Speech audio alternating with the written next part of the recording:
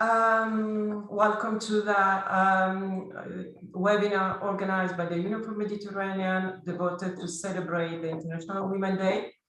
A pleasure to be with you today. This event is also live stream on YouTube. We are happy to have with us quite distinguished speakers and panelists coming from all the region, from European and Mediterranean side. Today, the event is devoted to the United Nations Women theme for 2023, that is digital innovation and technology for gender equality. Today, you will have the possibility to follow the event online, and you can select from the bottom of your screen the simultaneous interpretation in English, French, and Arabic.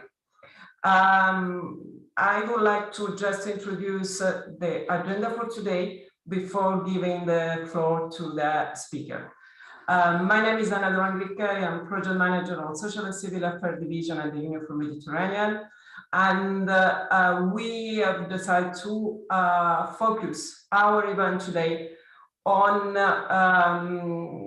how the digital and new technology can be more gender sensitive. And in order to explore this opportunity, we decide to bring on board different perspectives. What does it mean in terms of artificial intelligence? What means in terms of STEM?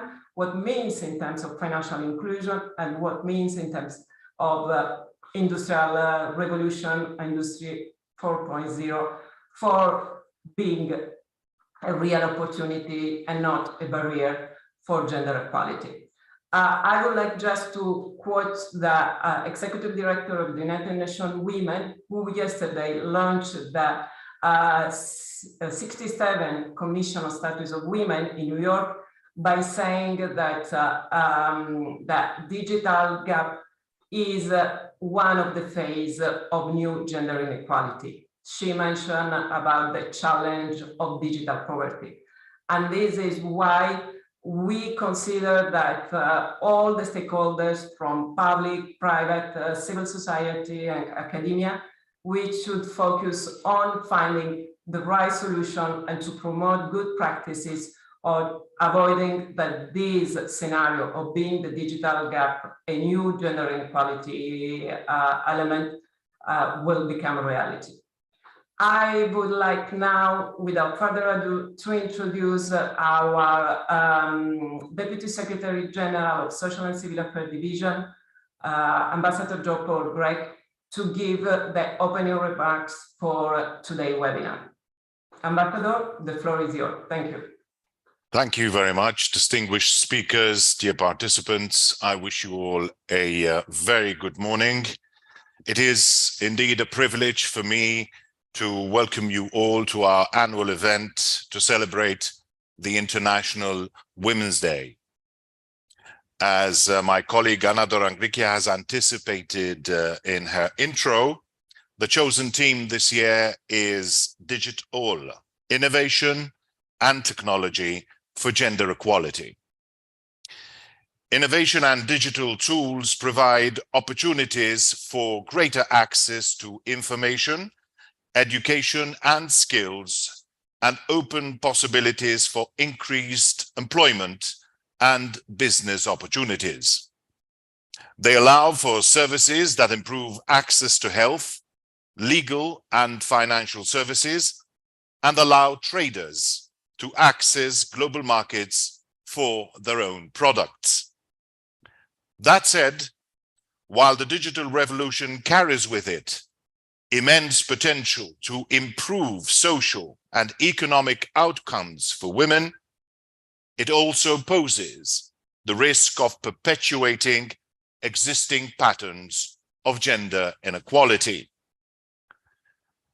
Last October, the Union for the Mediterranean member states adopted the 5th UFM Ministerial Declaration on strengthening the role of women in society.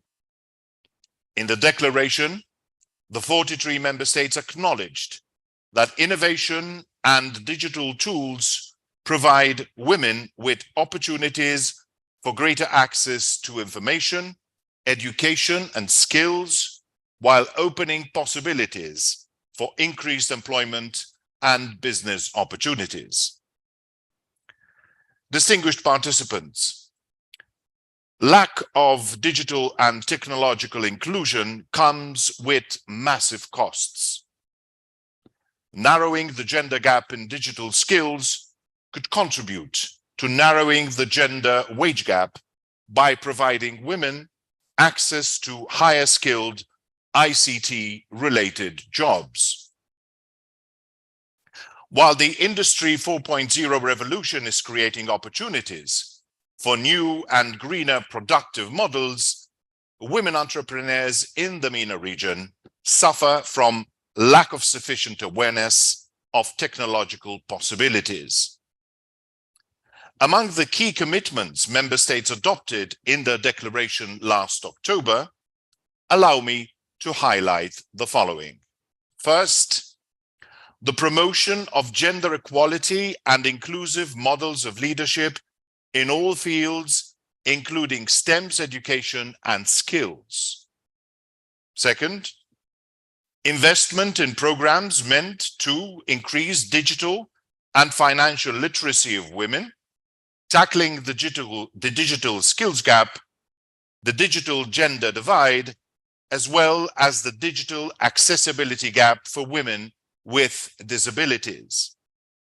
Third, the development of pathways for accelerating digital transformation as a vehicle for the creation of more decent jobs, economic growth, and an important vector of innovation and creativity. And fourth, the creation of business networks for women in the technology sector. In addition, the UFM Women Business Forum, a regional business platform which takes place annually, this year will focus on role, leaderships, and challenges of women in industry and innovation. The forum, co-organized with UNIDO, will take place in Tunis early in June. Last December, in partnership with Womenpreneur, the Union for the Mediterranean launched the Med Women in Tech Network. This attests to the focused attention which the Union for the Mediterranean devotes to this thematic area. We shall have the opportunity to learn more about it during today's discussion. It is positive to note that overall, women are becoming more involved in tech and industry. This transpires from the fact that the tech industry is becoming more accessible to women.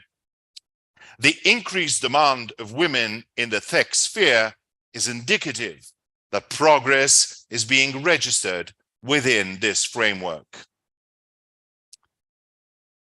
There also remains a downside. Male and female entrepreneurs do not stand as equals before the promises and prospects of digitalization and the tech industry. A recent UNIDO survey conducted in Algeria, Egypt, Jordan, Lebanon, Morocco, the Palestinian Authority, and Tunisia in 2019-20, on which one of our keynote speakers will be able to elaborate further, revealed that only 25% of women entrepreneurs utilize digital technologies at some stage in the product design, manufacturing, and selling processes of their business. Today, successful entrepreneurship, be it in the tech sector, but also in other domains, requires digital skills along with a drive for innovation. Data shows that more needs to be done in order to create mentoring and training programs meant to enhance women's digital and technological skills. Education opens the door for opportunities in tech. Nonetheless, there is a significant disparity between the percentage of college degrees earned by men against women in science, technology, engineering, and math. At the undergraduate level, women's participation in science and engineering depends on the specific field of study. Distinguished speakers and participants, one of the main priorities of today's event is to focus on what needs to be done to foster equal opportunities for women and girls to thrive in and contribute to the emerging digital economy. For this purpose, it is essential to better understand the roots of gender inequality in tech and digital economy. We need to look at the issue from a twofold perspective. The first, the representation of women in tech companies and technological development, and the other, the access to finance for female tech founders. When it comes to gender and science in the Euro-Mediterranean area, we need to focus on three key themes: statistics on women in tech, gender equality policies, and finally, research on gender inequalities in tech careers. A higher degree of women representation in the STEM sector needs to be strongly encouraged. This would inspire young girls, increase their confidence, and convince them that this is a path worth embracing and that they are perfectly capable of doing well in it. Distinguished participants, speakers, with the tech industry increasingly booming, one remains hopeful that while opportunities will continue to grow, they will do so equally for both women and men. With this thought, I wish you a fruitful and successful event and look forward to inspiring panels and discussion. Thank you very much. Thank you very much, Ambassador. Thank you for promoting the engagement and commitment of the Union for Mediterranean on supporting women economic empowerment, more particularly in the digital and tech sectors. As I was mentioning at the beginning, I really have the pleasure and the privilege to be with you today, hosting some of, I would say, really representative role models in the region in terms of women entrepreneurs, but also representative from academia and regional and international organizations. Before entering in our discussion, I have the pleasure to introduce our keynote speaker, Ms. Nila Amara. She is a project manager at international project manager and specifically expert on gender at UNIDO, as she is leading the Promoting Women Empowerment for Inclusive and Sustainable Industrial Development in the MENA region. In a nutshell, PIWI, what we call the project PIWI, which has been labeled since 2015 for the Union for Mediterranean. And in the framework of this project, as Ambassador Greg was mentioning, UNIDO carried out between 2019 and 2020 a survey on the access and use of ICT for women entrepreneurs in the MENA region, specifically on the manufacturing sector. And she will be with us today to present the main key finding of the study. Mrs. Amara, the floor is yours. Thank you. Thank you, Anna. Good morning to all. Thank you, Ambassador. Thank you all for your kind words. Indeed, I will be sharing with you today the main results, takeaways of this survey we've conducted during COVID times, because at that time, of course, digitalization, access to ICT tools has been paramount for many companies to face the crisis. So let me share my screen. I'll do it quickly. Okay, sorry. Just a second. My God. I have this. Can you see my screen? Yes, but you have to put in presentation mode. Yeah. You go on fichier. Okay, Yes. fantastic. Sorry, it's just that it's a small.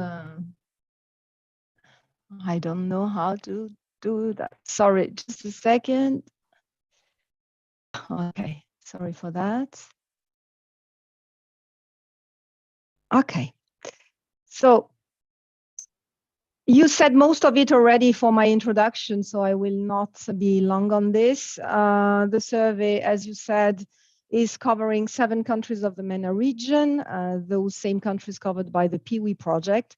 So from Morocco, Algeria, Tunisia, Egypt, Jordan, Lebanon, State of Palestine, and Tunisia. The objective of the survey was to, seems I have some small issues in navigating. Sorry, again, I have to.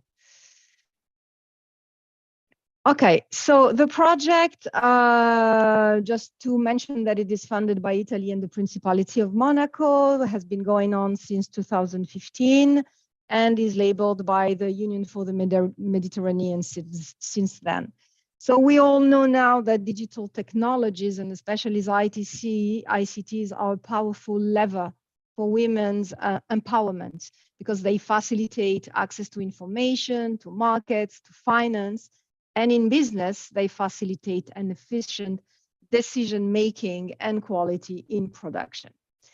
Quickly, the survey was large-scale one, primarily quantitative, with an objective that was to map actually female entrepreneurs' exposure to ICT and digital technology.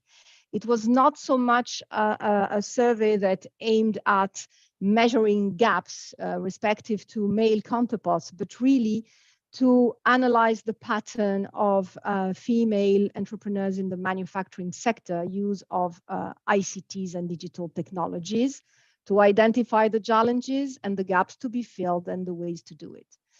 Our target audience, as was mentioned before, were female entrepreneurs in the manufacturing sector and manufacturing related services. And all in all, we covered more than 1,400 women entrepreneurs across the 7 MENA countries. In terms of key takeaways, what needs to be, reminded of that survey? First of all, there's a high level overall access to and ownership of ICT devices among female entrepreneurs and businesses.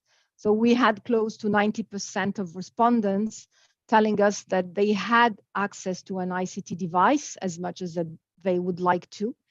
Only 15% of the overall sample reported having to ask permission for that. And the highest level of access to ICT was for smartphones, with 89% of respondents declaring to have access to a smartphone, followed by laptops for 87% of the surveyed women. Second takeaway, a high level of reported use of ICT devices for business purposes, with 97% of respondents reporting use of ICT for business purposes. And the most common business purposes for using ICT was customer relations for 72% of our respondents, followed by marketing and communication, 57%, and marketing research. We did not see any size effect for those usages that are mainstream across all businesses, from smaller ones to medium ones. Finally, the use of ICT for human resource management and financial management, on the other side, is more frequent among larger units. Third takeaway, the use of digital technologies in the manufacturing process, and notably the use of smart systems, is extremely limited, with only 23% of our respondents reporting use of digital technologies in the manufacturing process, and only 4% the use of smart systems. And of course, together with this, we observed a significant lack of understanding of what smart systems in manufacturing are among the female entrepreneurs surveyed. Fourth takeaway, the access to and use of the internet is high among female entrepreneurs. We had only 4% of our respondents declaring to not be using internet for their businesses, while 83% reported to use it daily. The device that is mostly used for that is the mobile phones, with 91% of respondents mentioning they are using their mobile to access the internet.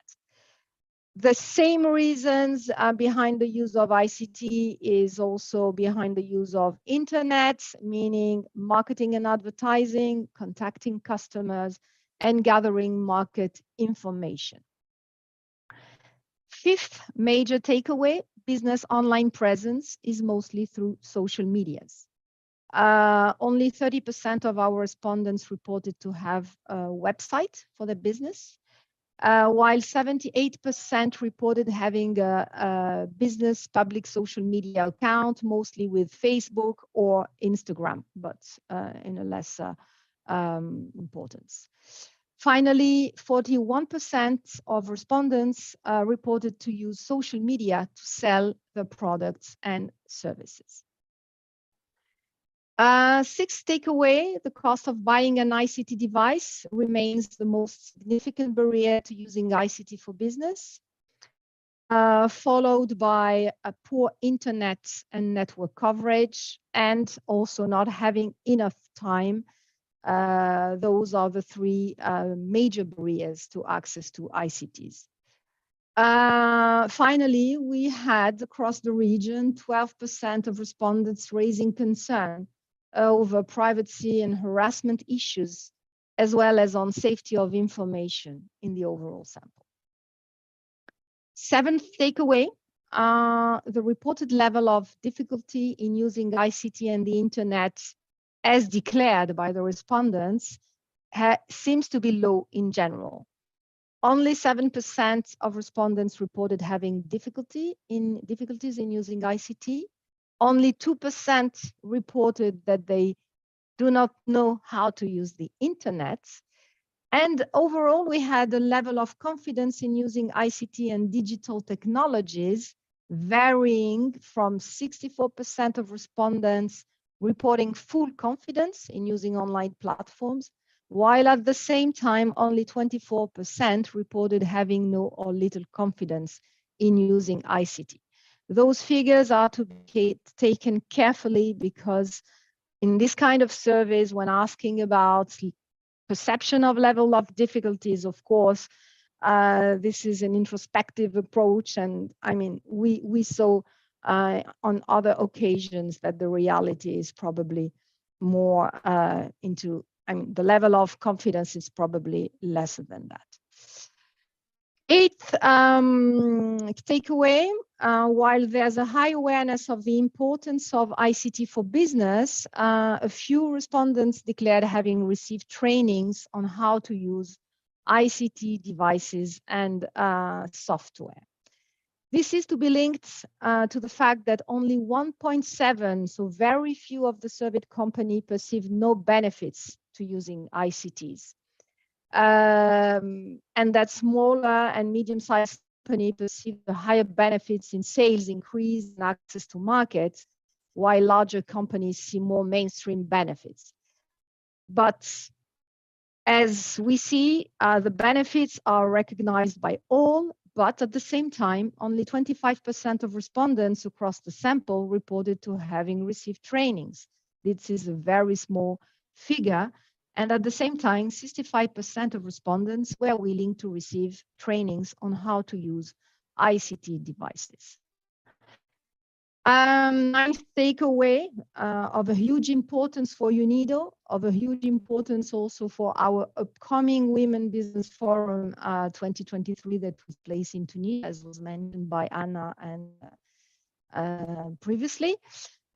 Female entrepreneurs across our sample, familiarity with Industry 4.0 and other related concepts. And here I also to remind that our sample was most made of women entrepreneurs in the manufacturing sector. So the highest degree of familiarity is with 3D printing, with only 23% reporting full understanding.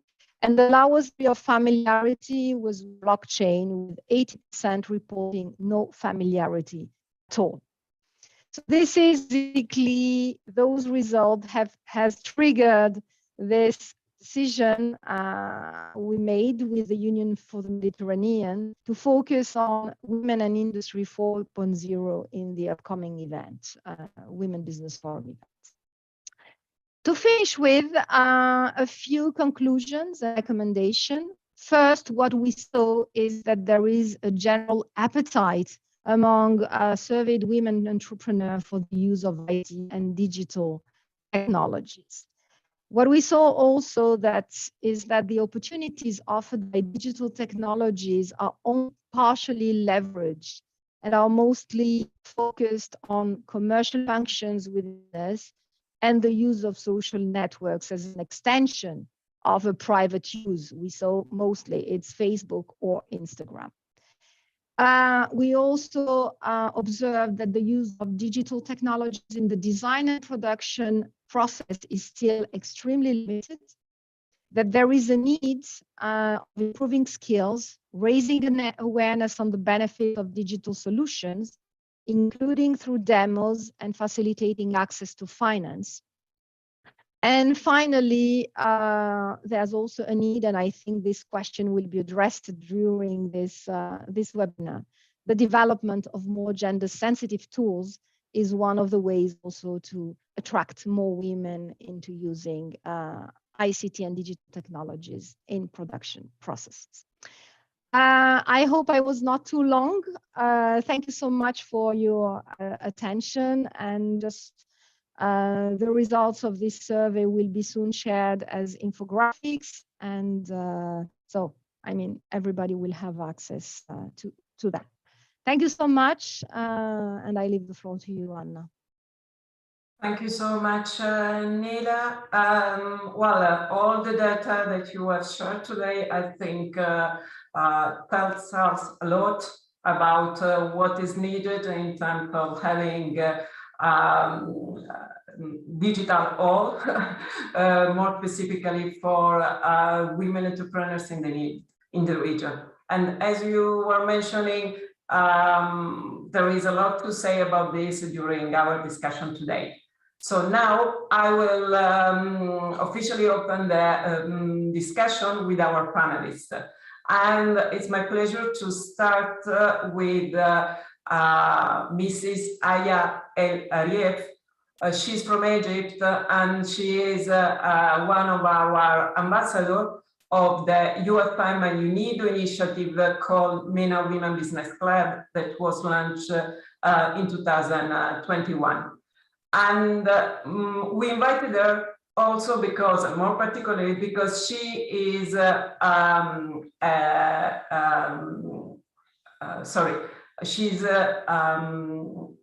she has 17 years of experience in the ed tech industry, and she has taught as animation and digital practice for 2 years in the American University of Cairo, among others.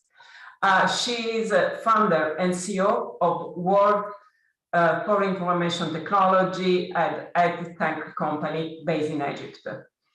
Welcome, Aya. And my first question for you is the following one. Based on your artistic background and your long-lasting experience in the ed tech industry, especially as CEO of a startup on ed tech, what opportunities for women empowerment do you think that innovation and technology can provide if combined with arts and creativity.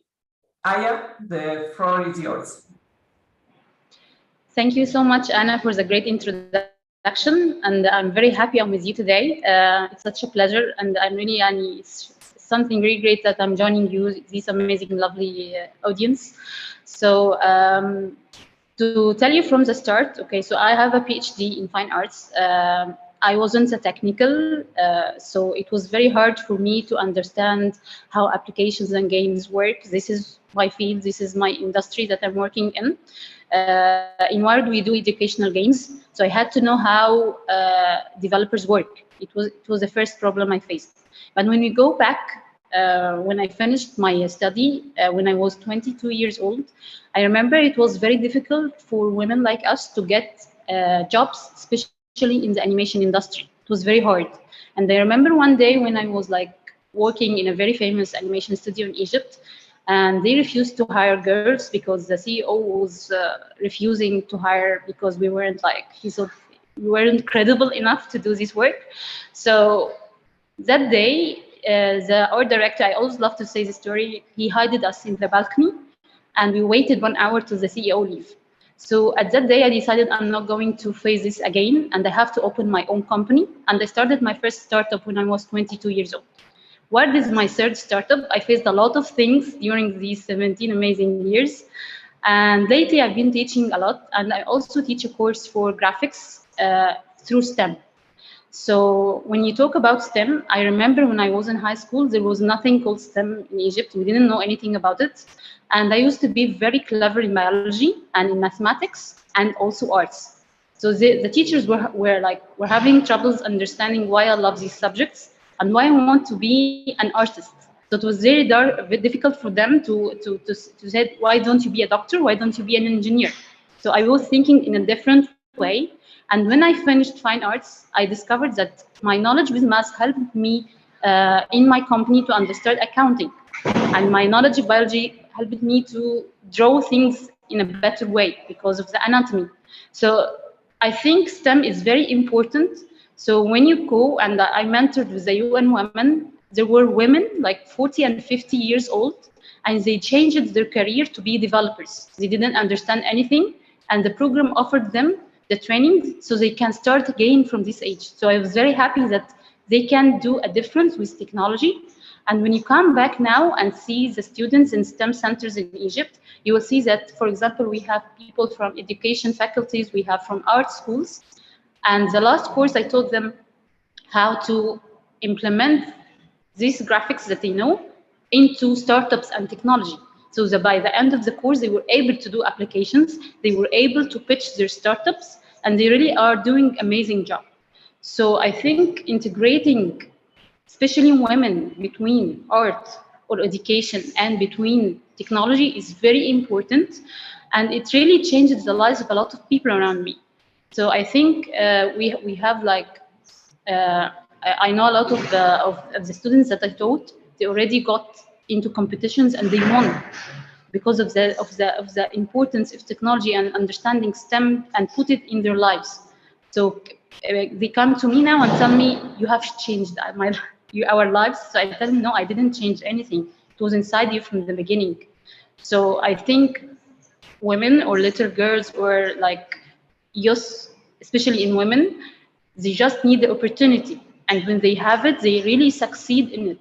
So for me, I always try to do this also in my work. When we like train fresh graduates and do internships, and when we put them inside the work, we give them these opportunities to rise and shine, as you say. So you are fascinated with the results that they can do.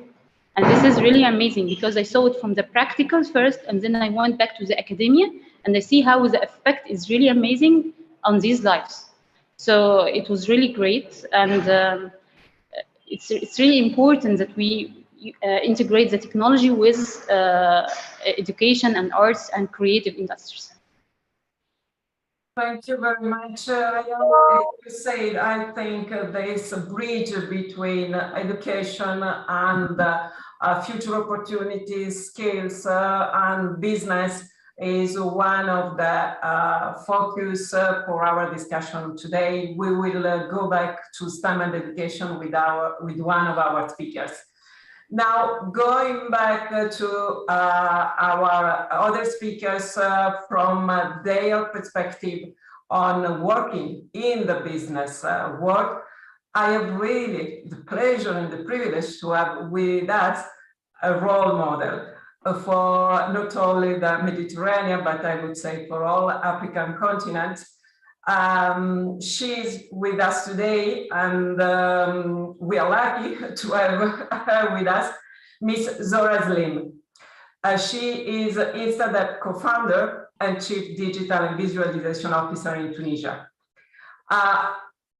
After leading a team of developers in India, Zora co-founded InstaDev.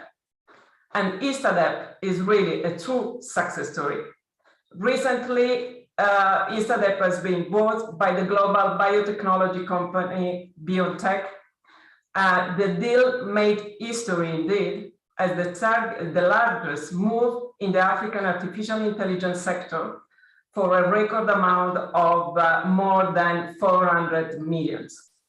And we invited her today to share with us her experience and her perspective on role of women in artificial intelligence and which are the challenges, but also the opportunities for women in the region. Zora, as co-founder and CEO of a successful artificial intelligence-based company, how do you think that the artificial intelligence, can contribute to a broader access to data and information for women who want to approach a career in this sector? Zora, the floor is yours. Thank you. First of all, thanks for having me. I'm very happy to be here and glad I could find the time and be here. So AI is very trendy. At the moment, it has been for a few years, but especially now it's really booming with things like ChatGPT, Bard, Midjourney, and other software and software as a service of that sort. So the thing is that with how AI is becoming more and more democratized, available, basically we're seeing a lot of trends that push for opening. So the thing is that AI has always been a very community-driven and open source heavy field. Basically, we have conferences where papers are published every year, hundreds of them. And with the papers, we also get the actual code most of the time. So you actually have the information is right there online. You can learn it by yourself. You don't really need, in some industries, you need to be able to bring in goods. But for AI, it's a low kind of hanging fruit. If you have a little bit of math background, I don't, because I'm also like AI, I believe her name was, I'm from the literature stream as well. I didn't go to college, or well, I went, but didn't go. But I found that in AI, it's one of the fields where the information is really shared everywhere, which makes it easier for people to get to be able to start.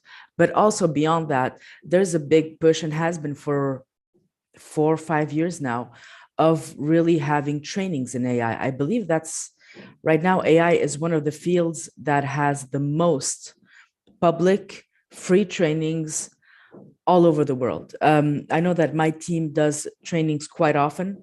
We're with multiple groups, so we do things like TensorFlow meetups, where we either, décortiquer, as we say in French, so take apart a subject for AI, or we also have with Google developer experts or Google developer groups, or there's the same for Facebook and Microsoft. There's developer groups that actually teach AI. So you can, and it's by level basically, and they're free courses, in your community centers and things of the sort. And the last thing really is that, especially, and I saw this a lot with COVID, I really think that A lot of it did go up everywhere in the Mediterranean. But a few years back, the European Union started really focusing on open data initiatives, and not just the EU, but a bit everywhere in the world.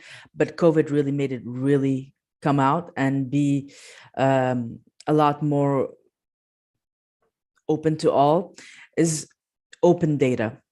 So basically, back when we started AI, there were very few data sets online. You couldn't get data to save your life. A lot of it was, you know, you had to search, you had to create your own data sets, and that's a lot of time that's spent researching things. And I think that with this push towards opening AI and having more data and being more transparent, a lot of data is online. We have data sets on pretty much everything. And with COVID, we had, I remember that, for instance, in Tunisia, we had on the vaccination website, you would have like how many people vaccinated, where, and you had all the stats day by day. And that's really something that helps people, because when you're looking to make an AI system that's brand new on actual factual data, sometimes it can be tricky. So I think that AI, absolutely, the field of AI is absolutely pushing for more openness of data and more sharing of information than ever before. We can still do better, I believe.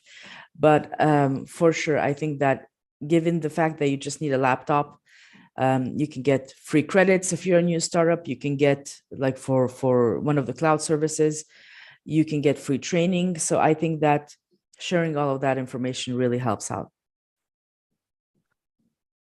Zora, I would use for you one of the slogan, let's say, on the motto that the United Nations Women is promoting for today, International Women Campaign, that is cracking the code. In your case, it's literally the case. So thank you very much for being with us today again. We will come back to you with a second round of questions. Now, I will be happy to listen from one of other panelists, a more regional perspective, because I'm pleased to introduce now Mrs. Clara Guitroy. I hope I pronounced well the name. She is Secretary General of the Euro-Mediterranean Arab Association, IMA, since 2009. Through the German Arab Network of Women Entrepreneurs, she initiated the mentoring program called WISAL, carried out with the support of the German federal government. And I would like to ask you, Clara, if based on your experience with the women mentoring program that you develop in the MENA region, how can peer-to-peer mentoring contribute in turning women into active players in digital transition? Clara, the floor is yours. Thank you so much, dear Anna. I have so much to say, and I'm very grateful for UFM and UNIDO for the in the first place, but also for the former speakers, because it was so rich. I would really like to revert to everything you said, but maybe I will start just giving my perspective, and I hopefully will have the occasion to discuss with all of you, because I also saw in the chat that there's really men and women from all over the Mediterranean region here, and this is also already a great benefit of digital inclusion, I would say, because we would not maybe be all in Barcelona or anywhere today. Today, it's March 7th, and here in Germany, it's Equal Pay Day. That means that women in Germany until today have been working for free as compared to men in the same positions. Just a coincidence that I would like to share with you. And there's a lot of such days that we commemorate. It's last Saturday we had Equal Care Day and World Engineering Day. Tomorrow there will be International Women's Day. And what I feel as people say, there's so many awareness campaigns. Do we really need this anymore? I mean, we all know it's important, and is it necessary? And I always tend to say, yes, it is, because women are the most marginalized group in the world. And equality is a human right. So as long as we haven't achieved it, and we haven't achieved it nowhere, anywhere in the world, we need to not only talk about it, but take action. And last weekend, our Chancellor, Olaf Scholz, has just given a speech again on the occasion of the International Women's Day, and about the willingness of his government to move forward with gender equality in all spheres. So this is a speech. A result is a result. But what I really would like to highlight here again is two particularly strong women we have in our federal government, because they have very crucial strategies for Euro-Mediterranean cooperation. First is Svenja Schulze as Minister of our Economic Development Cooperation. And the second one is Annalena Baerbock as the first female Minister of Foreign Affairs in German history. So those two women and more ministries have now released a few days ago their strategy on a common feminist foreign policy. So this is a term that is very strong, feminist foreign policy. Some people are very critical about it. Others say, well, it has existed before. What is it concretely? But this is really some concrete measures. It means that until 2025, so within the next 3 years, 85% of the funding of the ministry shall be spent on the special needs of women and marginalized groups. So this is something I would say is very concrete and measurable, and that's why I always defend that it's good to pursue such an approach.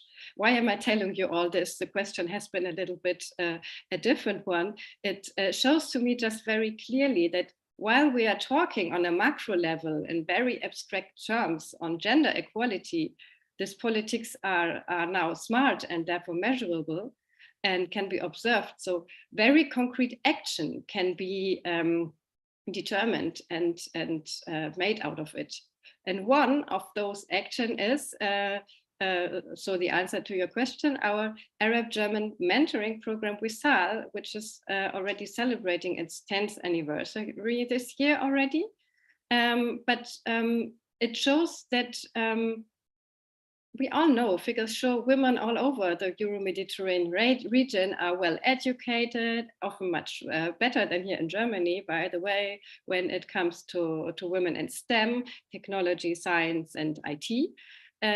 However, women do not reach as much the leadership positions as men, and this is also all over the place. We all know this also. We can, of course, blame the structural issues, the legal issues. We had several examples already in the speeches before, but I truly believe that mentoring here is a very, very important tool to bring those well-educated and equipped women with innovative ideas and possibilities to action and to the place where they belong. And it's not always necessary to go the way all by herself, but with a confidential mentor on her side who guides her through and gives her faith and to share experience together, it's just easier. The digital economy is a fast growing and a very dynamic discipline. I mean, we just need to think back 10 years or 15 years when the first iPhone came out. There's such a highly disruptive dynamic that the principle of lifelong learning I don't know how we can reframe it, but it particularly applies here. And that means we had just heard from Zora that there's so much open trainings and possibilities. So it's not only a question of doing another vocational training, although I believe women do take less of such training. And the reasons I could elaborate on that later maybe. But mentoring is really one tool to bring this vocational training or bring anything that a woman has acquired of knowledge to action, and this with a mentor on her side as a highly skilled expert to show her the path, not to do the work for her, but to show her the path. And this is, this one-on-one mentoring experience is a valuable source of working on very specific goals and improving leadership skills, or having a clear strategy on how to move on and to be visible, because visibility is also a very important thing when it comes to having a career in a digital age. And also, last but not least, the networks of the mentors and the mentees mingle together. They can be a real booster for mutual support for business relations and for future job opportunities. In short, I can just say mentoring is just eye-opening. And if, as we experience with our Arab-German mentoring program, the mentoring tandem is an intercultural one, the effects are just impressive, both for mentor and mentee. And last but not least, we have not yet tackled, I believe, the issue of sustainability. So just maybe for the discussion later, I think also that women, the digital economy, and reaching our climate goals really belong together. And this would be maybe a next speech to deliver, and happy to discuss anything further. Thank you so much. Thank you so much, Clara. You have raised a lot of interesting questions that maybe we'll have time when we will have the question and answer session. But indeed, just to anticipate the link, the nexus between technology, Industry 4.0, and also the sustainability in terms of environmental sustainability and adaptation and mitigation to climate change will be also one of the topics of our upcoming Women Business Forum in Tunisia. I will now give the floor to another women entrepreneur that I had personally the pleasure to meet a couple of years ago. She's from Algeria, and she does a lot of activities, I would say. She's a serial entrepreneur, moderator, speaker, Algerian laureate for Women in Africa 2021 program. She's the founder of Pitch Work Fast, a business development and project management consulting company, and Coach Trip, an online coaching platform. Shiraz, welcome to the meeting, and I would like to ask you, as founder of the digital platform aiming at democratizing the access to training, I'm talking about the Coach Trip platform, can you please identify and share with us the key tools to make the online platform gender inclusive? Shiraz, the floor is yours. Thank you so much, Anna, for having me today. And thank you so much also for all the panelists, because it was so interesting. And some of the things that I might say will refer to also what they had said. First thing that I want to highlight to a certain extent is when we talk about digital platforms, when we talk about technology, one thing that I personally believe is technology in itself is not biased. We are the ones that actually make it biased. It is the society, it is the people, because of our beliefs, because our mindset, that makes it biased. So when you're asking what are the tools, the first thing that is not technology related at all is actually to work on the mindset, to really changing these beliefs, because it is the way that then we are creating those platforms or those technologies that make it biased or not. And Aya mentioned it when she shared with us her experience, because when we're talking about an online platform or whatever technologies, it is at the end of the day a business, right? So we have to start with the culture of the company. If the company itself is not inclusive, is not making sure of that, of course, to some extent, the service, the product that they're going to offer is going to be biased. An easy thing we can see is really how are we branding ourselves. When we created Coach Tribe, one of the things that I really wanted it to be, you mentioned it's like democratizing training and coaching, but I wanted it to be a a safe and inclusive space. So whomever you are, whatever you are, you feel like you are part of it.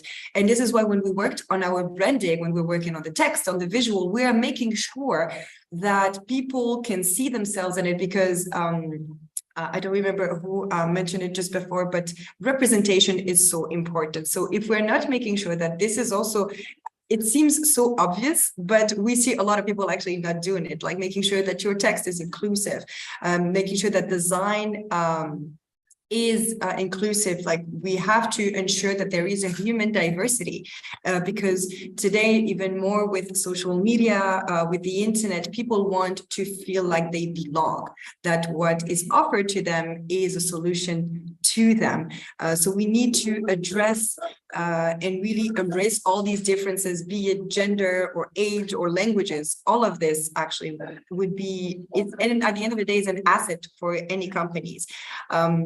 While we create any company, same thing. When it comes to digital, you know, when you go to any website, you have to accept the cookies and the policies and the terms. So even that, it is a small details, but we have to make sure we know how the internet can be a cruel place at time. We know, and we've seen it. So we, as entrepreneurs, as users, we have to make sure that it is safe and secure. We need to be the solution and actually showcasing what is not to be done. So even the policies of companies, and even if it's online, have to really state how it is not, we have to have a clear policy against discrimination, hate speech, mentioning how it is inclusive, because again, it does seem like we have to repeat all the time, till at some point we won't have to repeat it, because then it will be fully embraced and fully in it.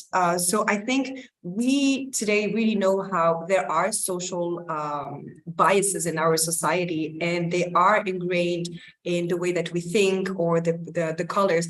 I always sometimes give like the example, when you look at the colors of Coach Tribe, so it is a mix, and people think it's like, oh yeah, but it is very feminine because you are a woman. And I always like say, funny enough, I am not the one who did it. It's actually a man who came up with the colors. So it has nothing to do. What was important for me when we created it, it was the feeling that would come with it. So it was not about, it was more for women or for men. It is more, we wanted to be seen as a safe environment. We wanted the feeling of community. And those are the colors that he suggested. Even when we work with our web developers, we have women and men with us. We're making sure that they also know. So we always have this learning mindset. And I think this is what we need. These are the key elements that we need to have to enforce in our companies, in our endeavors at every level, to keep on learning, because societies are changing. If you go on the forums of Coach Tribe, maybe at the beginning it was just he and she, that is it. And nowadays we have all the potential pronouns so that we can, it's not mandatory, but if the person feels that she wants to be, or he or they want to be addressed in a certain way, then we have to respect that, because by including them, we are also learning. And Zahra mentioned the question of data, and I think this is also so important, because this also sets the way that artificial intelligence work, how the websites are also working. So data sets often contain some generalization that exclude people. We've seen it whether on skin color or gender. So we need to work on the algorithms as well when we are coding, when we are working, so that we are making sure that we are changing them. Artificial intelligence is obviously learning as it goes. So if we, because same thing at the end, it's a tool that we are using, digital platforms are the tool that we are using. So we who are at the initiative of it have to make sure that we are changing, that we are including everything that we want to see. So we see the changes, and it, as I say, like for us, it is acting as Coach Tribe, but it is maybe in just one platform. But by changing those little things, then everyone then can replicate it at their own level. And I think these are the easy things to be done to a certain extent, especially nowadays with the internet, whether it being the branding, the policies, the wording that we use. And I think that is what could really help the online platforms be more gender inclusive. Thank you very much, Shiraz. Thank you always for your passion when you speak about women and gender equality. It's also a pleasure to listen to you. And we will go back to some of the questions that you raised during your intervention, because I think it's part of our today's discussion. But as all of you mentioned in your intervention, a specific dimension is the one of education and skills. Now, I'm pleased to give the floor to our next panelist that I met recently, but we had an immediate feeling about what we can do in terms of gender equality in the region. Mrs. Anastasia Zabaniotou. She's full professor at the Department of Chemical Engineering at the Engineering School at Aristotle University of Thessaloniki in Greece.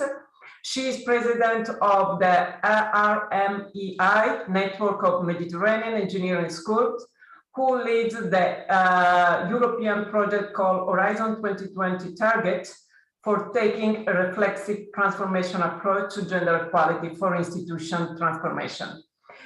Anastasia, as member of the Gender Equality Committee of your university and leaders of the social lab at the Mediterranean Engineering and Management School Network, you have worked towards a gender justice transformative approach and towards a gender equality mainstreaming within the fields of STEM at the Engineering University. Well, we know, unfortunately, the female, at least at European level, is very low. Could you please tell us, based on your experience, what are the good practices that you implemented in order to achieve an inclusive and more inclusive STEM fields? Anastasia, the floor is yours. Thank you very much, Anna. Thank you very much for inviting me, you, the ambassador and the organizing committee. I'm happy. Yes, I'm professor in chemical engineering, but I will present here as the methodology that we have followed in the network of engineering schools, because I'm the president of this network, and I have been working for some years now on gender equality and transformation of the network and as possible of the members. So I will focus mainly on the network, which is the network of around 90 engineering schools from all the Mediterranean countries, European, North African, East Mediterranean countries, but mainly, but okay, engineering, because in STEM we have engineering, but we are there in engineering and management. I mean, the members of the network is focused on engineering. And why I will speak for the network? Because I think that the network is it's completely different. The work in the network is completely different. First of all, in order to achieve gender equality at all levels, or accomplishment of implementation of all the SDGs, networking collaboration is the most important. And networking in gender equality transformation of education institution, it's very important as well. Why? Because the networks are interconnected ecologies of self-assembling collaboration. It's not like in university that we have vertical, mechanism and vertical collaboration with mutually beneficial partnership. And in the networks, that happens to our network. Individual learners are becoming change agent to kick off the outward phase of the other learners' metabolism. And some more, they are challenging the melting of the traditional boundary of universities or institutions that are separate bureaucratic bodies. So in network, we have volunteers and a semblance of collaboration. It's not obliged. We're there because we want to do something, and because we're feeling their family, we're feeling their good feelings and their trust. Trust is very important, and we can really start to make changes, personal changes, and drive, catalyze, or mobilize a change at our member. That's why I want to present this methodology and the outcome of this, of what we have done for 4 or 5 years now in this network, and they are astonishing outputs. So why we are a network, as I said, working on sustainable development and in the trip helix of education, industry, and society. We're working on this through education, through young students, through mobility of students, through collaborating on research and innovation concerning different aspects of sustainability, climate change. I will refer to this. So how we started to do that in this network? Because we're engineers, and in engineers, mostly they don't know about social change. And some years ago, we started to do that 7 years. So it was not very common to think about this in engineering environment. What it is very important at the beginning is to have a will from some. It is not important in the network if this will to do a change to work for gender equality, it comes from the top of the down. It can come top down or down up because it's a network, as I said. It's not like in the bureaucratic education institution in academia. So it was a will in the beginning because the network mission is sustainable development, as I said, collaboration for SDGs, education. And so the more sensitive or vigilant engineers there, they thought that, yes, sustainable development. And I come back now to what Clara said about sustainability. Sustainable development, sustainability, technology for sustainability, innovation for sustainability. Yes, but without gender equality, we cannot succeed everything. So we need to consider that gender equality, it's not only fundamental human right, but it's a significant factor for the sustainable and resilient development of societies and for the performance of business institutions, first. The second is that gender equality sustainability, yes, as Clara said, can powerfully reinforce each other. We cannot have sustainability, sustainable development without gender equality. But something more technocratic, more economic, a lack of gender equality means loss of talents and missed opportunities. And missed opportunities where? Everywhere, in business, institution. And we consider some of us there in the network that female engineers, scientists or manager, their knowledge, agency, and collective action, are central in technological innovation and services. Where? Towards delivering sustainable livelihood and conservation benefit. So, but how to do all this? How we can diversify industries or business or career fields of engineers, of STEM people, if we don't change the university and the academic institutions. That was the rationale, and then we started to work on this. What we wanted is to support the creation of gender equality culture of all involved members, to change mind concerning all stakeholders, professors, students, leaders, top managers, to create a co-learning and knowledge capacity, and to inspire the change for gender equality to imagine the umbrella. We are the network and there are different member institutions, to inspire there, to work for gender equality. And how to do that? To create change agents. Who are these? There are professors that they're like this, or young people, students. So how we did all this? Here comes the methodology. We are lucky because Anastasia, just to try to summarize, because yes, we are just running late. Thank you. Yes, we created a living lab for capacity building.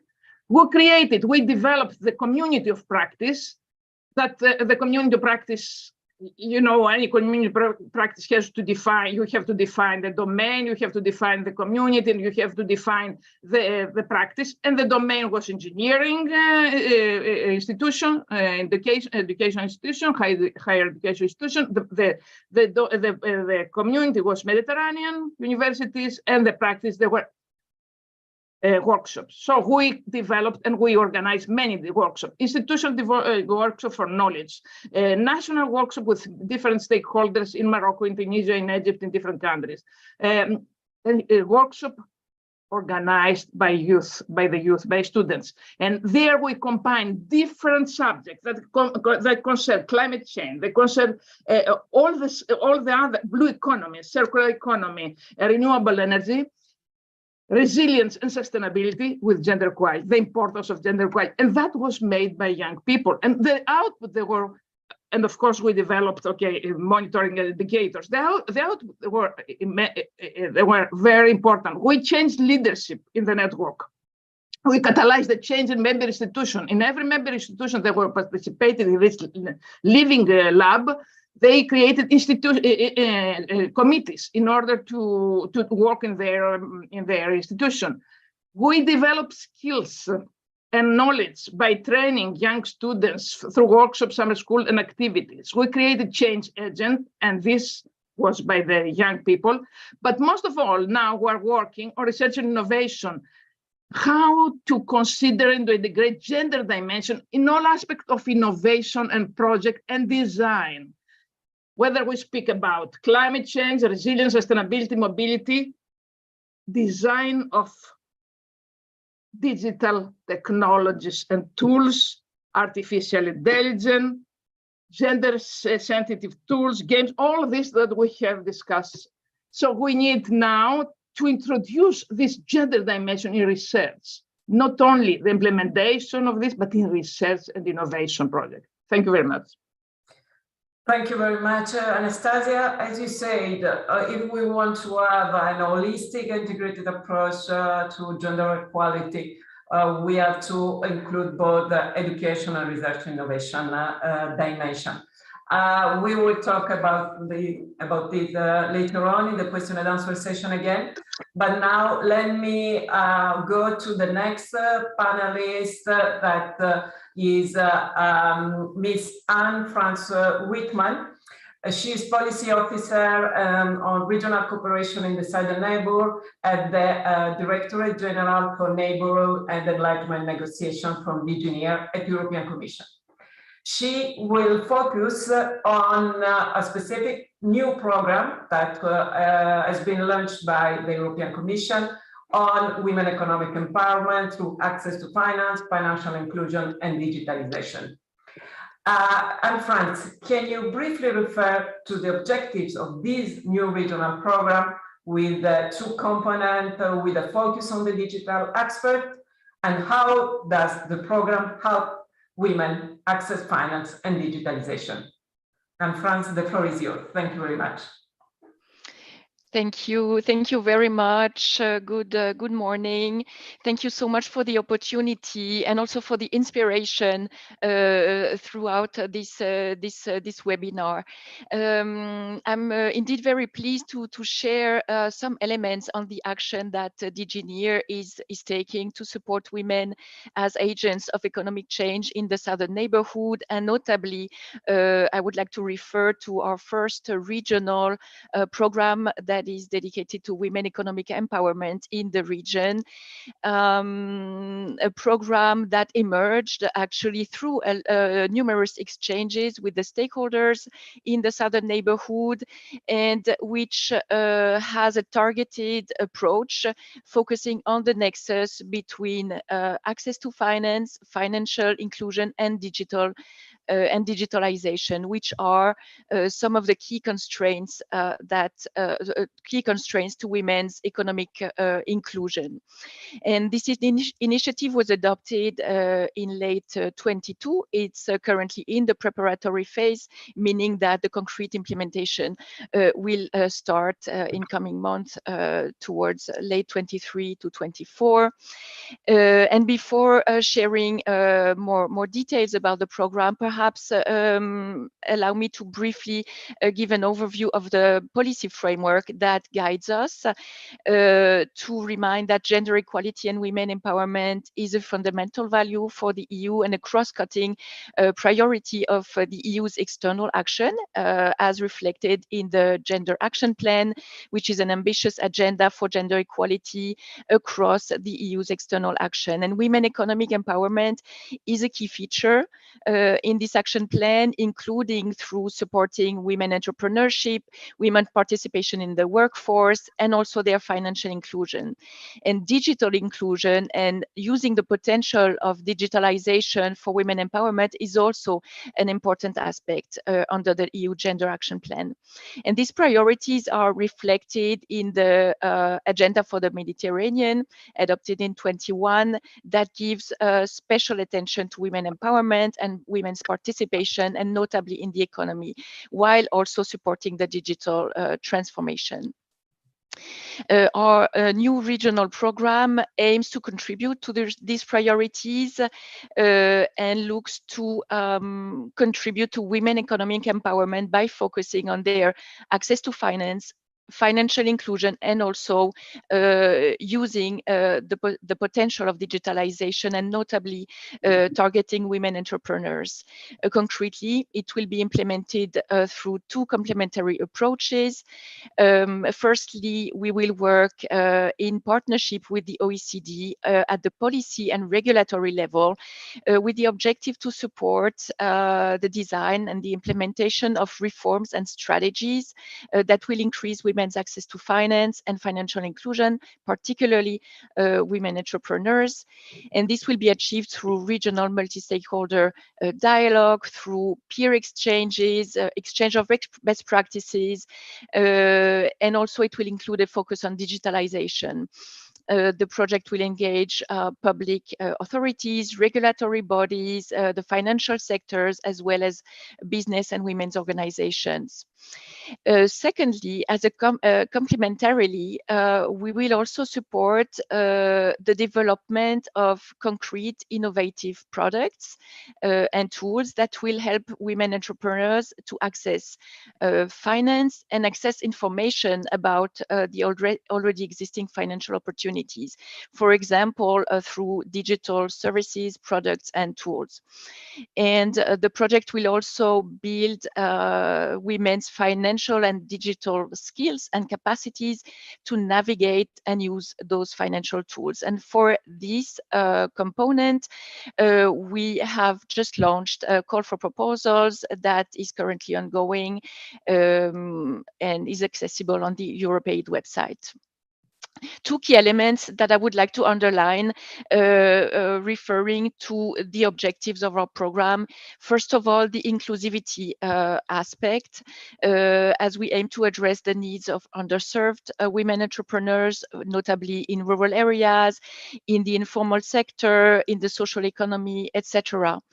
And the second element is the innovation. The idea is really to look at how to use innovative tools and tap into the potential of digitalization for financial inclusion and access to finance. A few concluding words to simply highlight that this program is embedded in the regional Team Europe initiative, focusing on jobs through trade and investment that is engaging the EU, its member states, as well as the EIB, the EBRD, and more. And one of the pillars of this regional Team Europe initiative is inclusive entrepreneurship and financial inclusion, and notably linking to the green and the digital transition. And besides, of course, our initiative fully aligns with the UFM ministerial declaration on strengthening the role of women in societies that aims to raise women's economic participation in economic life, and acknowledging that women are active drivers for economic and human growth. So we are fully engaged together with the UFM and other stakeholders in the region on advancing women's economic empowerment, as well as women's financial and digital inclusion. Thank you. Thank you very much, Anne-France. And again, happy to be on board on this exercise of promoting women economic empowerment in the region on behalf of the Union for Mediterranean. And we have been working on this with UNIDO since several years now, and hopefully there will be further room and space to collaborate on it. Now, as you were mentioned, financial inclusion, I will be now happy to give the floor to our next panelist, who we will focus more on a specific dimension, that is the one of fintech. I'm pleased to introduce to you Mr. Christophe Mahler, who is team leader of the MED Micro, Small, Medium Enterprises Regional Program funded by the European Union. The program is active in 8 countries of the Southern Mediterranean region and provides support for development of a business environment and policies that are conducive to the development of micro, small, medium enterprises, particularly in the field of alternative finance and digital. Christophe, fintech or financial technology has the potential to be a driver of financial inclusion for women. Could you briefly tell us what are the associated benefits and risks of this kind of approach? The floor is yours. Thank you. Thank you very much for inviting me to present the work we are undertaking under the MED-MSMEs program. The program is funded by the European Union through DigiNear. It's a regional program. We are working closely also with the UFM in that respect, and we are focusing on basically improving the environment for MED-MSMEs in the region. Small and medium, micro, small and medium-sized enterprises in the region, with 2 pillars, one pillar being internationalization and the second one being access to finance. And when we discuss about access to finance, it prompted a certain number of questions related to fintech and digitalization. Will fintech be really a driver of inclusion of women in the region? And I'm really placing myself in what Mrs. Whitman presented, okay, because this is really a key topic, and actually some evidence came from Harvard Business School that there is a red flag that should be spotted there.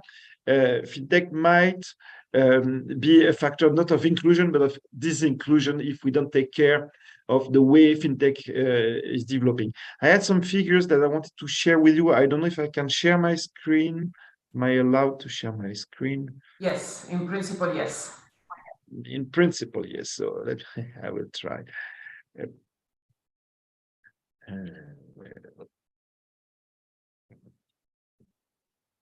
Okay. So I don't know if you can see my screen. Yes, we see a Word document, not a PowerPoint. Okay, so let me reshare again. I think it should be fine now. If you can put it in presentation mode, please. Sure.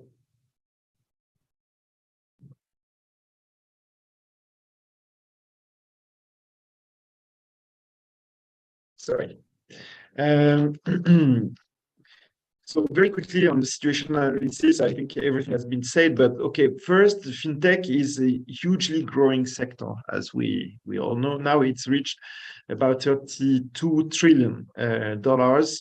So it should reach more than $30 trillion in 2026, meaning that 6 times actually what it was 5 years earlier. So there is huge hopes that are raised in terms of inclusiveness, okay, and with poor, with young people and gender. Actually, if we look at some indices, okay, that may give us a clue on what's going on, we will see that at the end of the day, since 2017, the Global Findex tells us that only 6%. Sorry, that there has been only a 6% increase in the banked adults. And 2017, we had the COVID. It was, of course, a driver of digitalization. But at the end of the day, it's still modest, very modest, I would say. The second is that in terms of how long it will take, I mean, to close the gender gap, but we all know that. I mean, it will take 150 years to close this gap. And the third one is the fact that if we increase by 1% the usage of fintech, actually it results in 0.4% increase in the ratio of female to total employees, which shows what? Which shows that the multiplier effect that we were expecting is not there, to the contrary. I would like, I should have done that in the beginning, I mean, to pay tribute to Dr. Amira Kadour, who's with us and who prepared the study. A gender transformative approach is needed. We heard that, okay? And it's not sufficient to target women as mere beneficiaries of financial inclusion strategies through fintech when it comes to empowering women. Again, there is a risk not to consider fintech in gender lens, okay, and not a gender lens in fintech. This is not fintech the umbrella and under which we have a subset that is woman. No, these are woman is the umbrella, and fintech is among the instruments that should be seen through the gender lens, because the question was raised. And actually, we don't want to replicate the existing limitations of the system. We have lack of access to finance of women, and we know that all these fintech applications are based on open data. We heard about it from Mrs. Slim. It's based on artificial intelligence, okay, that is not so intelligent, but that is using past data to do something for the future. So the risk of replication is high. The second is, okay, there is a risk of reinforcing and widening the gap. And the third, more important, is losing control of algorithm.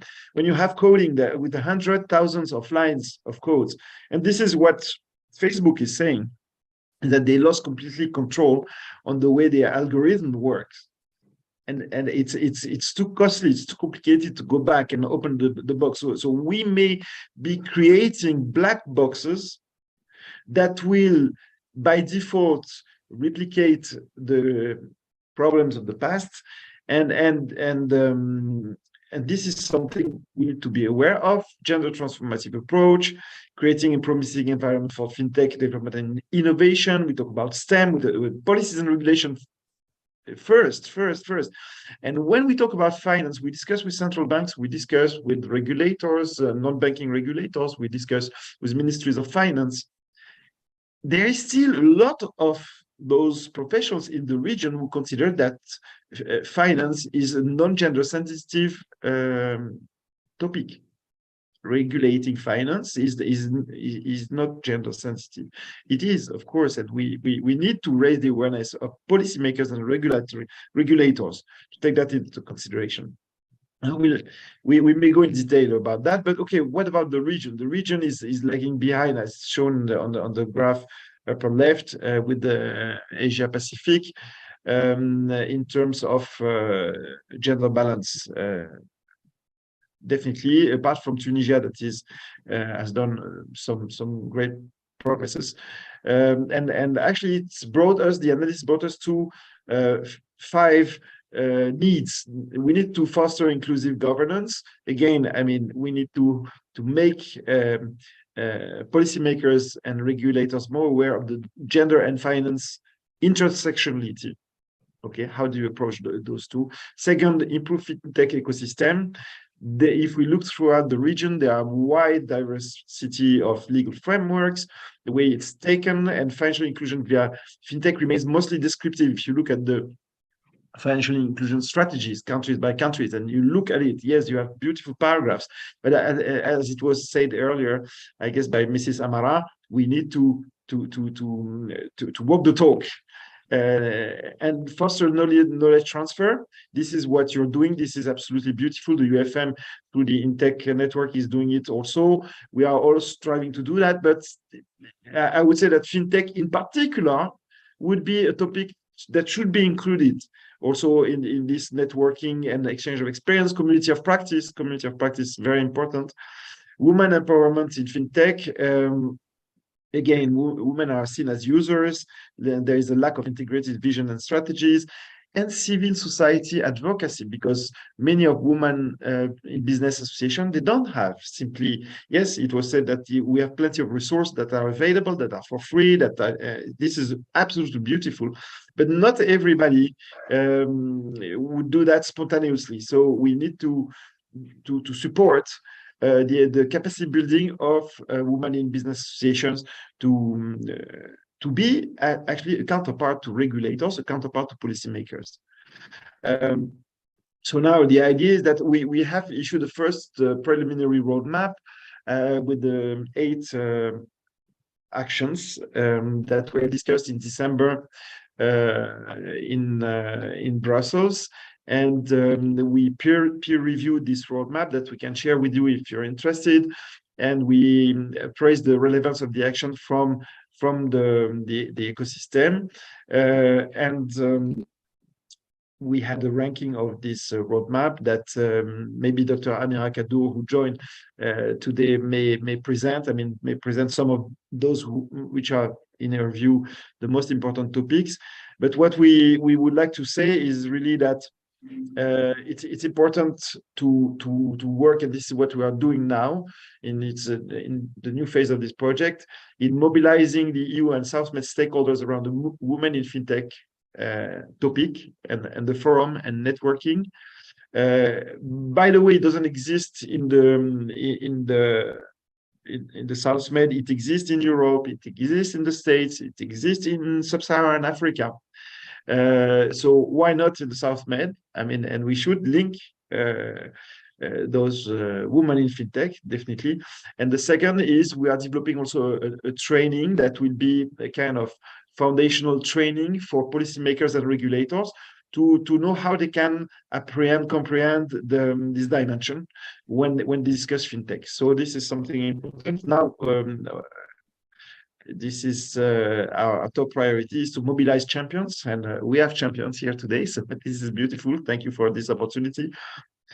Supporting association and placing stakeholders really at the center, so that we align our efforts. And I think the EU upcoming program of DG will be very important in that respect. Thank you so much. Thank you so much, Christophe. Thank you for sharing the concrete tools and approach and methodology that you are using in the framework of this project. I will come back on the concept that you are stressing now, that is about networking and capacity building in the specific area of fintech, because the Union for Mediterranean is going to launch a specific network of women in tech. So most likely there will be some synergies to create with what you are doing specifically on fintech. But now I'm pleased to introduce our last but not least panelist, because we thought that it was relevant to have different perspective from international organizations, regional stakeholders, academia, women entrepreneurs, but it was also interesting for us to have a specific perspective from a regional cooperation program who has been implemented in the last, let's say, 12, 15 years, who have provided concrete and financial support on different thematic related to innovation and technology with a specific focus on women and youth. I'm pleased to introduce now Ms. Jumana Suez. She's program officer. Sorry, there is some echo. She's program officer for NetC Basin Cooperation Program since 2017, in charge of project specifically dealing with social inclusion, women and youth unemployment in the MENA region. Jumana, how the ENI CBC MED program projects contribute to strengthen the link between the need for broader women economic inclusion and the opportunity provided by new technology. Can you provide us with a couple of concrete examples among the projects that you have been supporting in the last year? Thank you. The floor is yours, Jumana. Thank you, Anna, for inviting me, and also to have this opportunity to tackle the topic of digital skill gap and women from the angle of social inclusion. So for those who are not familiar with our program, NECBC Med, we are currently, we are an EU-funded program across border cooperation in the Mediterranean, including countries from south of Europe and countries from the MENA region, Middle East and North Africa. We currently fund 80 projects covering 11 topics in 13 countries. And we're not a specific program dealing about increasing IT knowledge or only dealing with women, but in most of our projects, we covered largely these two aspects. So I will give you some example. We have now a project called EnterNISA, which stands for Increasing Digital Skills of Women in the Mediterranean region. to better match the skills and the supply and the demand on the labor market. And before talking about this example, I would like to remind that we shouldn't take for granted that because nowadays we have free access to internet, we have access to all these IT tools, we shouldn't take for granted that everybody know how to use them. And this is what about Internisa project. It's really to support women to use these simple IT tools so they can improve their CVs, know how to find a job, where to look for a job, and so on. I was talking with a coordinator, which is the region of Central Macedonia in Greece. It's a public administration. The consortium is made of 9 partners in 7 countries in the Mediterranean. And while talking with one of the person in from the coordination, they were saying, in the case of Greece, we trained, like most of the people we trained were young women. They perfectly know how to use social media. They are on Instagram and so on. But then when it comes to use LinkedIn or to search for a job on a platform, they just didn't know how to do it. So what they did, they focused on 4 sectors, which is tourism, agri-food, textile, and finance. And they focus on training, but not only to women, they also train civil servants, people from the public administration, and also SMEs. So really to involve the different parts. So since they launched the training about last year, they have trained about 1,400 people. As I said, it includes the 3 categories. They obviously first did a need analysis to see what sector and what needs are according to the regions. So for example, in Catalonia and Spain, they focus on e-tourism, while in north of Jordan, they focus on textile. And what they did is organize trainings. They trained more or less between 100 and 150 women in each countries. And once they're done with the training parts, they start integrating what they called offline spots. So basically, these are spaces where women can have access to all the training materials, to web platform, where they can exchange with other women, exchange experience, how they find a job, etc. And in some cases, it was quite clever because they integrated these spaces in already existing structure. They didn't have to make new ones. So in Andalusia, in south of Spain, there's already something called centros of Cuadrarenfo, which are like centers in rural areas in Andalusia, and they have integrated this Internisa off-spot spaces. Besides this, they are also organizing job fairs. They have organized one in Lebanon and in Spain. They're planning to organize one in Greece and in Jordan in the coming months. And also they have developed a web platform to connect women and SMEs who are looking for this profile with IT skills. They launched the web platform 2 months ago, and there are already about 1,400 users. So among them, about 1,000 something women, and others are employers. So they are publishing their vacancies in all these countries. So as you can see, they are not reinventing the wheel, but they are just trying to support women having knowing how to use these tools, improving some skills. So this is about Internisa. I just want to give very few other examples. We are funding a project called YepMed about training in the port and logistics in the port sector. And as you may know, the port sector is mainly dominated by men. So we are really happy to see that about 400 women got the training in Spain, and 77% of them successfully achieved the training and found a job. That was last year. So about 15% of them found a job in big companies in the port logistics sector. We also have another project of social inclusion called More Than a Job. And one of the actions was training women in Palestine in digital marketing. And I'm saying that because all other speakers mentioned it previously.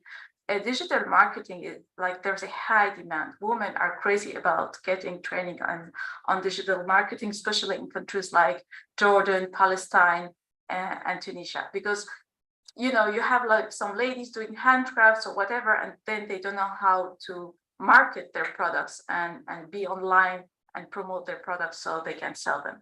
So last example I would like to mention is Mid Games. It's about developing games for tourist purposes.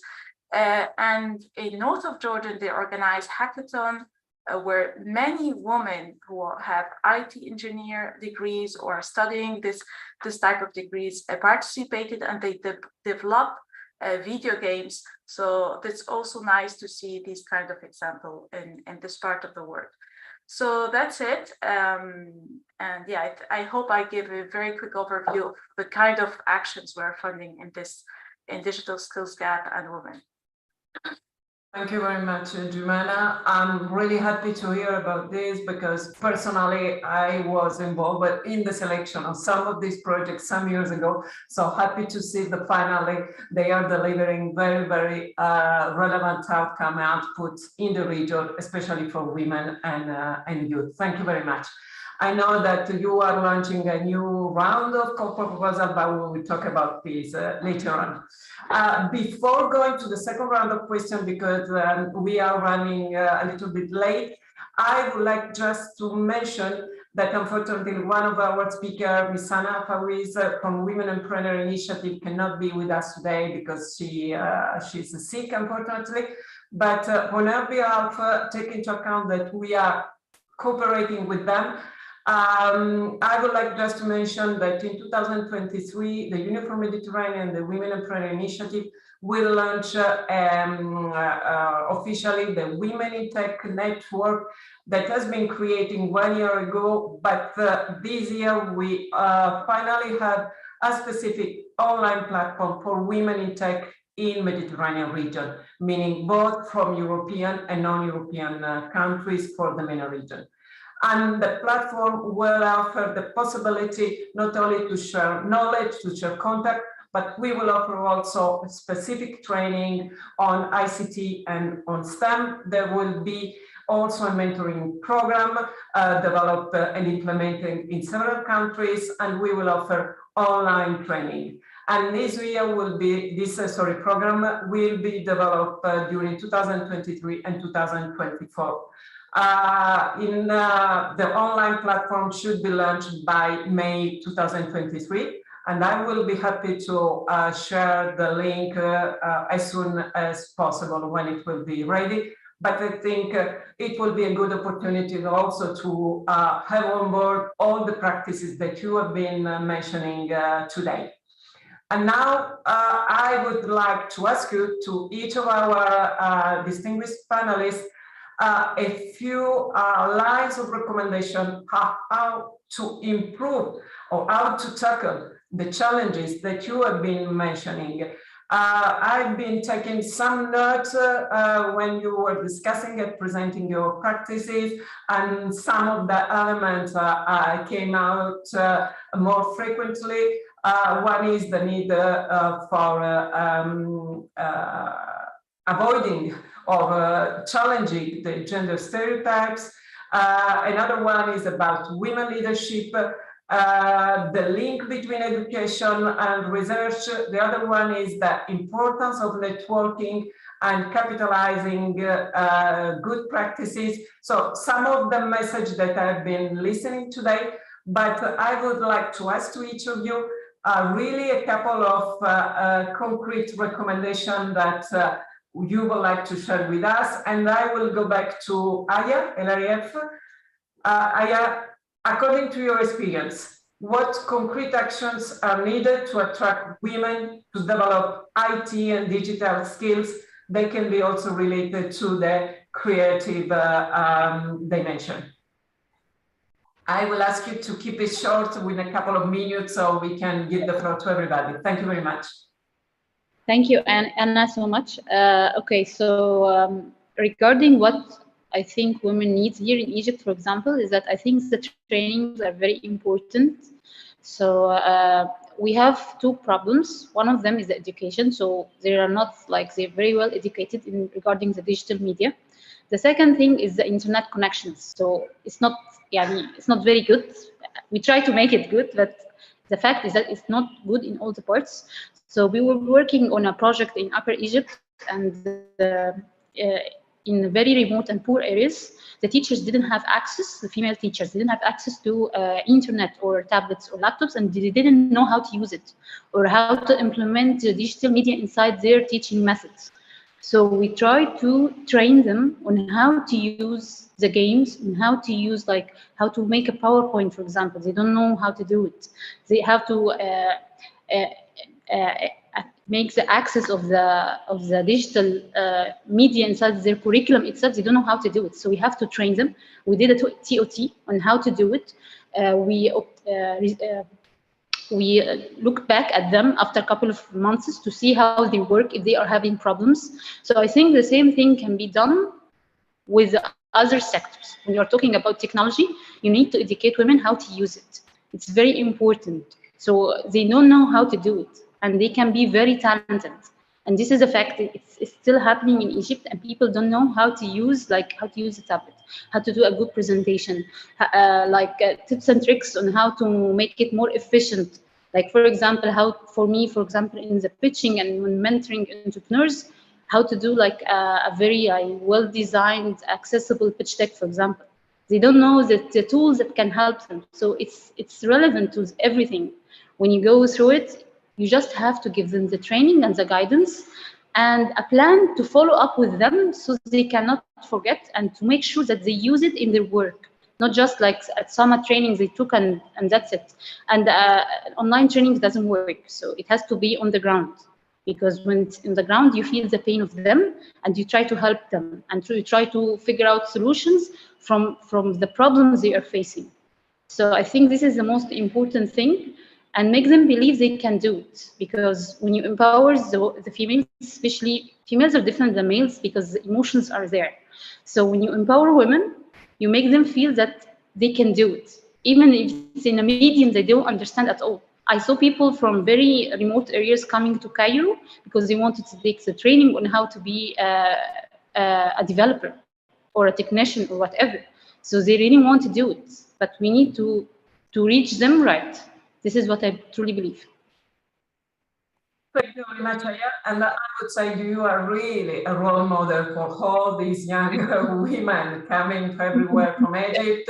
And let me also stress that tomorrow, to celebrate the International Women's Day, you will organize a meetup event in Cairo with other amazing speakers. So if there are people from Cairo following us, happy to share also the link maybe for the registration for tomorrow. Thank you again, Haya.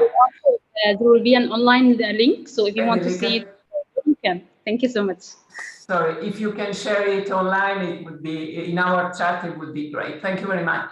And now I will turn the question to Zora. You have been mentioning it before, but I would like to ask you to tell us what, in your opinion, based on your successful experience, but I'm sure you also face some barriers, how to overcome the barriers you face or you think women are facing in accessing to artificial intelligence sector. Thank you, Anna. So I have a bunch of notes, so this should be like a whole talk that I'll do some other time. The thing that now, listening to everyone, is really coming to me on multiple levels is, yeah, there may be some barriers in AI, but it's not just that. It's all of STEM. There's obviously cultural pressures and cultural biases in the making. The fact that women or girls are brought up to be perfect and not brave. This is it's a tech talk by Reshma Saujani, the founder of Girls Who Code. That basically says that women only apply for jobs when they have 100% of the skills required, while men apply for jobs when they usually only have about 60% of the skills or capabilities for that job position. Also, obviously, the issue of visibility in STEM is quite low. So you can take, for instance, the example of Katherine Johnson, who was one of the first computers who worked for NASA and who did most of, or if not all, the calculations for the first and subsequent US space flights.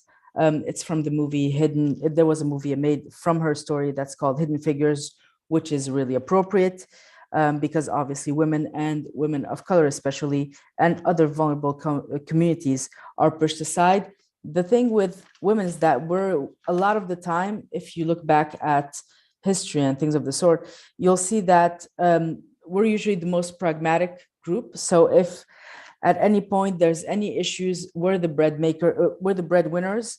And when push comes to shove, they're usually the ones taken out of school earlier to go into agricultural, etc., other fields that are more manual. So for me, the thing that I've noticed is that AI is very fast tech, so it needs to be refreshed a lot. And what that means is that what's something that may be cutting edge 3 or 4 years ago is now completely gone. It's not used anymore. That's one of the examples for GAN and stable diffusion now, for instance. And I think that a lot of these companies need to upskill this, the knowledge with regular trainings, obviously, like more freedom, more time to learn in the work. Also, I think we should push for curiosity. I know that usually when women are curious, they're called nosy. I'm like, no, it's I'm curious. And the push for intellectual diversity, which is people from different backgrounds can come into AI. It's fine. AI is a field where you have to have field knowledge of things. It's a tool. AI is a tool, and you can put it on any field. So you need to actually learn the other fields, which is also time consuming. But there's something that I've heard, which kind of actually made me think. There's a lot of, I think, there's a lot of people just waiting for others. There's a lot of people just waiting for others to teach them. And for me, I never waited, I just did it. So there's a lot of actual self-confidence issues here, where people are just waiting for everyone to teach them things. It's like, no, you just go and do it. Stop waiting for permission. Stop waiting for the okay from society or from your family to give you the okay. And I think that's something that is not spoken about enough, because, yeah, I mean, like I said, AI is a very complex field with a lot of fast tech, but unless you go for it, no one's going to bring you something. No one's going to just hand you a silver platter. So it's really the push to take things into your own hands and to kind of take the bull by the horns and just go for it.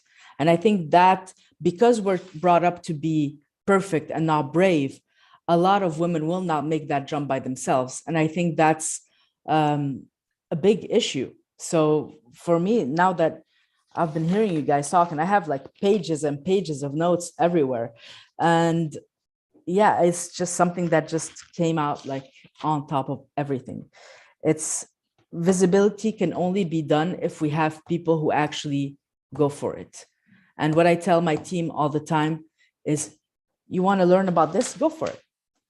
You know, just here's some material, starting material, but afterwards you build up your own course on your own time and you just keep going. And that's something that I think is not said enough. We don't need to wait for people to tell us that it's okay to learn things or to advance in our careers. So, yeah. Zora, for this call for action, a call for commitment, self-commitment, I would say. I would also stress that in some contexts, it's also difficult and challenges, even to the space and the opportunity to be, someone learning on work. So hopefully, Exactly. also the employers will be so open-minded to give time to their team and staff to learn on the work, of course. But I agree with you, women often, unfortunately, is are, less brave because they are less self-confident. But it's changing, and the young generation, I think, they are doing a lot of this sense. Thank you again. And I will ask now to our next panelist, Clara, to share with us in a few minutes what are the strengths and weaknesses of mentor initiative involving women from different countries and cultural background.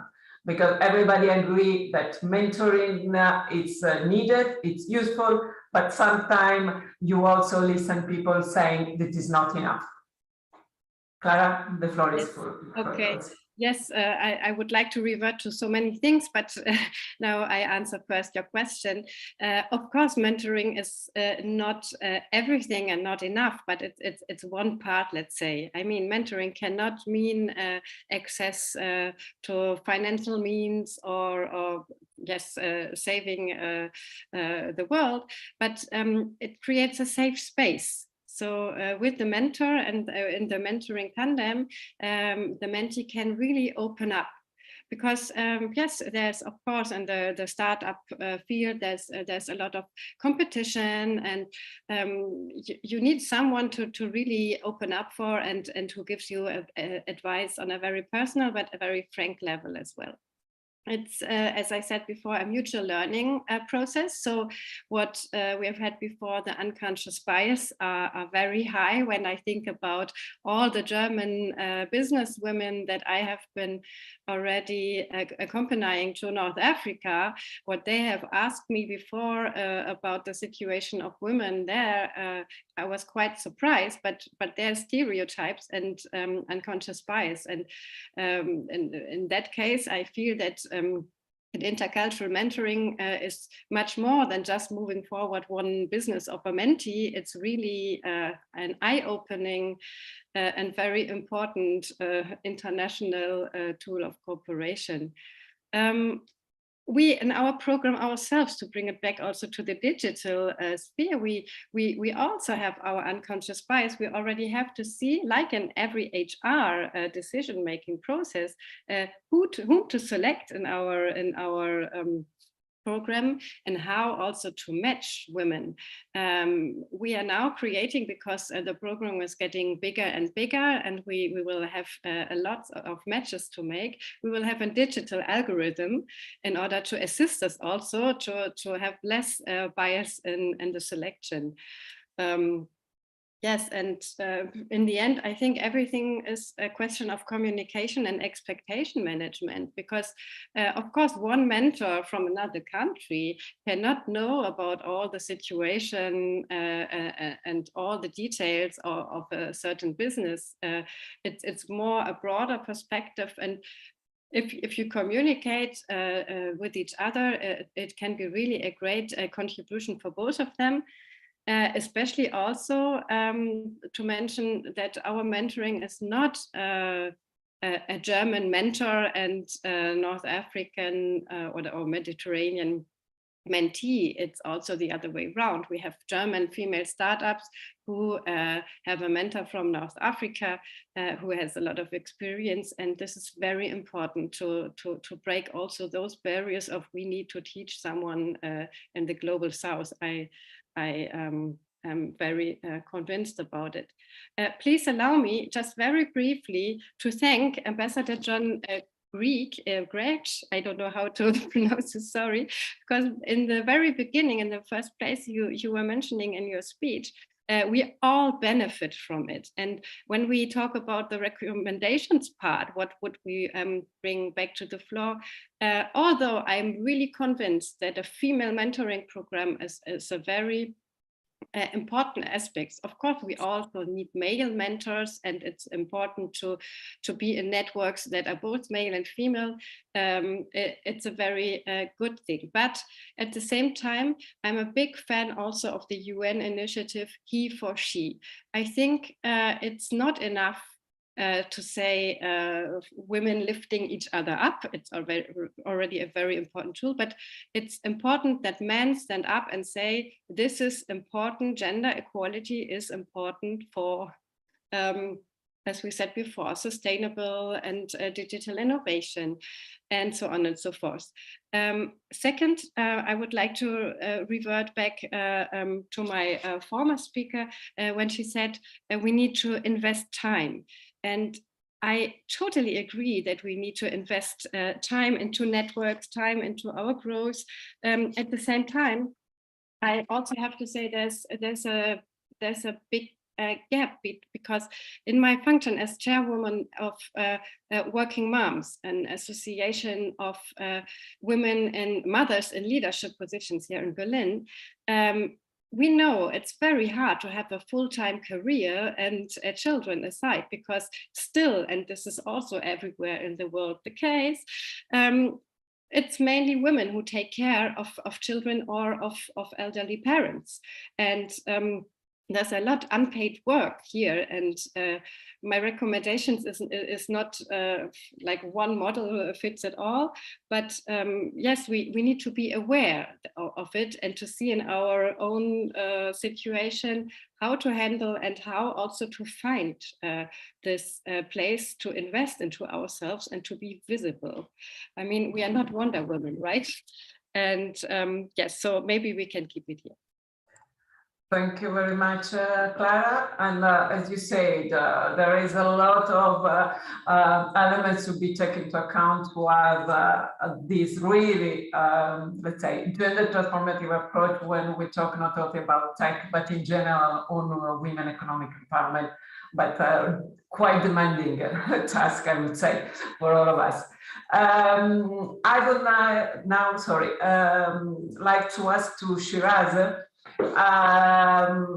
based on your experience, if we need to guarantee wider access to digital solutions for women, which actions are needed from all the actors, not only from women, but all the actors of the, let's say, business ecosystem, when we talk about business development in the region, which are the actions that are needed?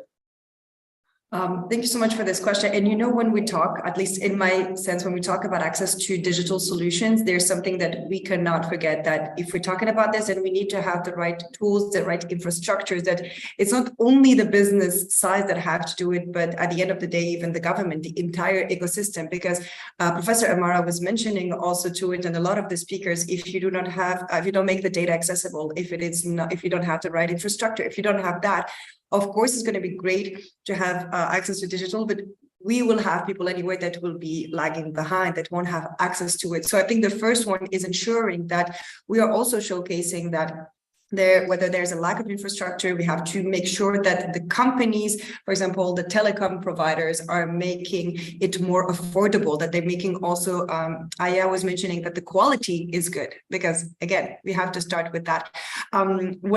Thinking about this, I remember when I grew up, when I was in Algeria, so I grew up and I went to school here every Monday afternoon, because we used to have school from Saturday to Wednesday. Every Monday afternoon, I could go to a room that was full of computers, and they were like educational, yes, with CDs and games, and I could actually try out and just test and learn how to use a computer. And obviously, that was a time where not everybody had computers. So I think we can also start with that.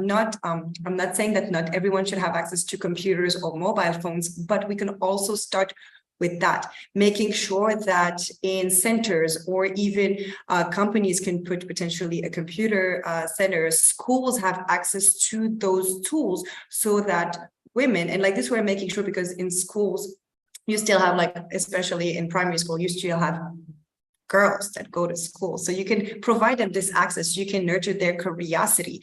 And let's start actually with that. Why not even potentially see if we cannot tap the prices of those computers if they're bought by schools or associations. So we're making sure that we provide them with the tools of the tablets, of computers, so they learn how to use it. You know, when we talk about also phones, of course, every one of us have like smartphones. But let's be honest, I don't think we use everything that our phone can do. And even if it's great to have the new iPhone, the new Samsung, even myself, it's way too expensive. I wouldn't go for it. But let's think of smartphones that could actually do the basics needs that we would want and make it affordable. So what do we need? It's like emails, presentations, social media perhaps, and maybe if we can have at least just that, potentially the prices could go down. I'm obviously not the producer of any phone or something, but trying to find ways so that at least the minimum that we want people so that they can access and they are not lagging behind, they are not cut from the rest. That would be for me so key. I mean, we grew up with and we saw the technology like changing, right? Smartphones or even like mobile phone we used to be able to call, then we only be able to text, and then we'll be able to just like even like computer. So I think we could also, I'm not saying we have to go back to how we were, but I mean, we could start with those, because at the end of the day, it is like everyone was saying, it's about the skills. You need to learn how to use it, right? So you don't always have to have the fanciest tools to learn that. You can start with anything. And I'm sure a lot of us, we had a friend of a family or in schools had like tools and we just tried and we don't know how to do it. So I think that would be for me, trying to see that we can guarantee. So we use what women, where they are at each stage, not only women when they grow up, but really when they are kids, have access to those, and it can be also in community center at every level. So that is for me what we could try to do. Thank you very much, Shiraz. And I can say from my side that I'm still learning. I'm a boomer in this sense, so it's called like this. Thank you very much. I will now like to ask to Anastasia to give again a few recommendations on, from your perspective, what the, let's say, university, higher education, research center could do in order to have a more inclusive, let's say, approach to STEM and to technology. But from the research and education perspective, what, in your opinion, is still missing, and what these actors could do to improve the situation? Thank you.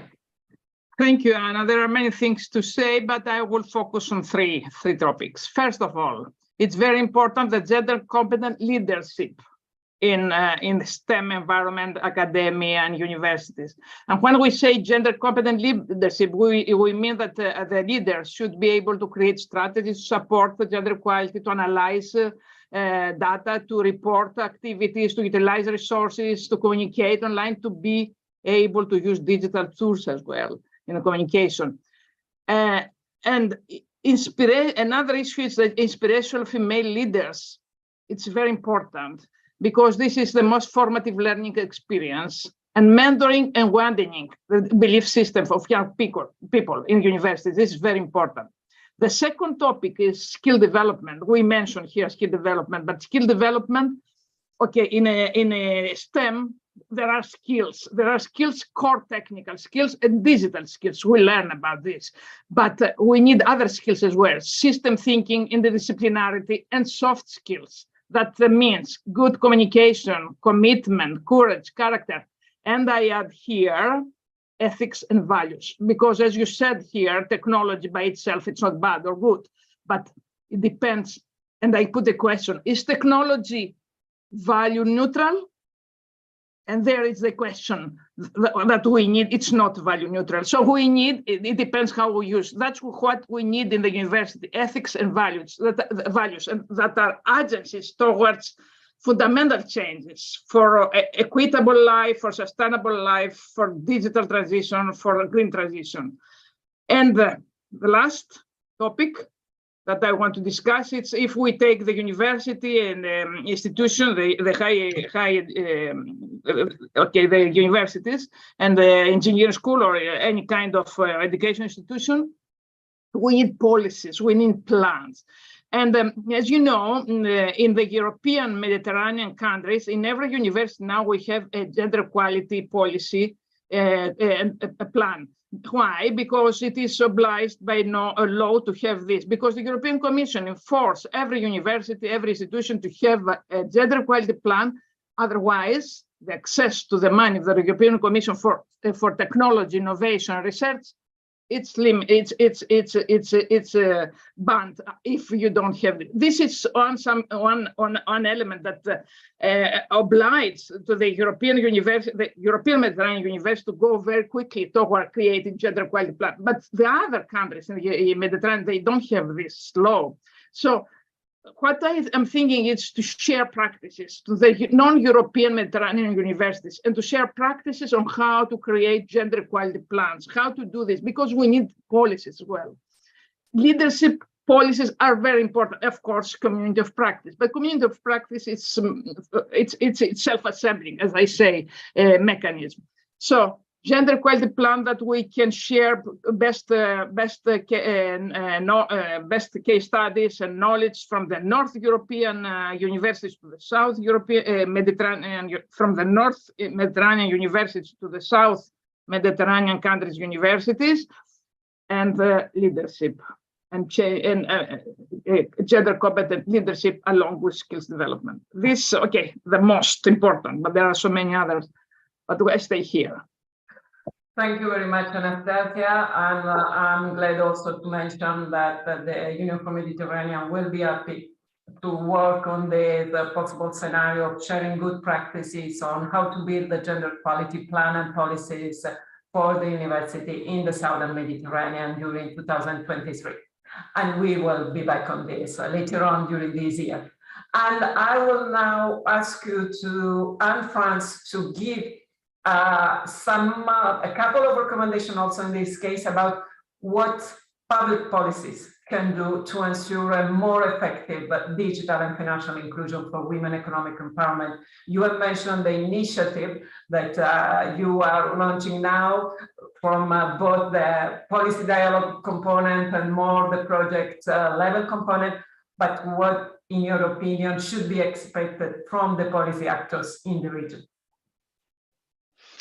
Thank you, Anna. Once again, a few elements from my side, indeed, referring to the digital inclusion and the financial inclusion, which are both essential vectors for women economic empowerment. And the role of policymakers is absolutely essential. And it was raised throughout the webinar that raising awareness and engaging policymakers is a key element in order to bring these topics to the fore and to develop policy and regulatory responses. One aspect perhaps that could be highlighted is really the need to multiply the perspectives and engage in a multi-stakeholder way in order to be able to share different points of view, different perspectives, mobilizing also women business organizations, the financial sectors, etc., in order to work in a complementary and develop policies taking into account multiple perspectives. And then in this sense as well, perhaps I would like to highlight the added value of the regional perspective and the regional exchanges that also bring a lot of added value in terms of policy dialogue, peer exchange, peer learning, inspiration, cross-fertilization, and I think this is as well very key. And perhaps another element also, I took a lot of notes during the webinar, is really the idea to adopt a gender transformative approach, going beyond the business as usual, but really taking into account these perspectives into developing women economic empowerment in a gender transformative way for further sustainability and inclusivity. And France, and as I said, I think the regional perspective is let's say, home of the Union for Mediterranean, so happy to contribute to the policy dialogue in this sense. I will now pass to Christophe and to Jumana because we are running late, so I see that some of the speakers will need to leave. I would like to give you the floor to tell us, you mentioned some of the elements that are still missing, but I would like to ask you, Christophe, what do you think from, from the private sector perspective, what is missing in taking on board this gender perspective when we talk about financial and more specifically fintech sector? Thank you. You're muted, sorry. Thank you. Yeah, I don't want to repeat what Anne-France said perfectly, is that, I mean, the policy level is really key. In terms of fintech, the regulation is in the making. Now we have 14 banks, central banks, sorry, in the world out of 170 that are governed by by women. Okay, so the European Central Bank being one of them. And it's for us, it's a role model.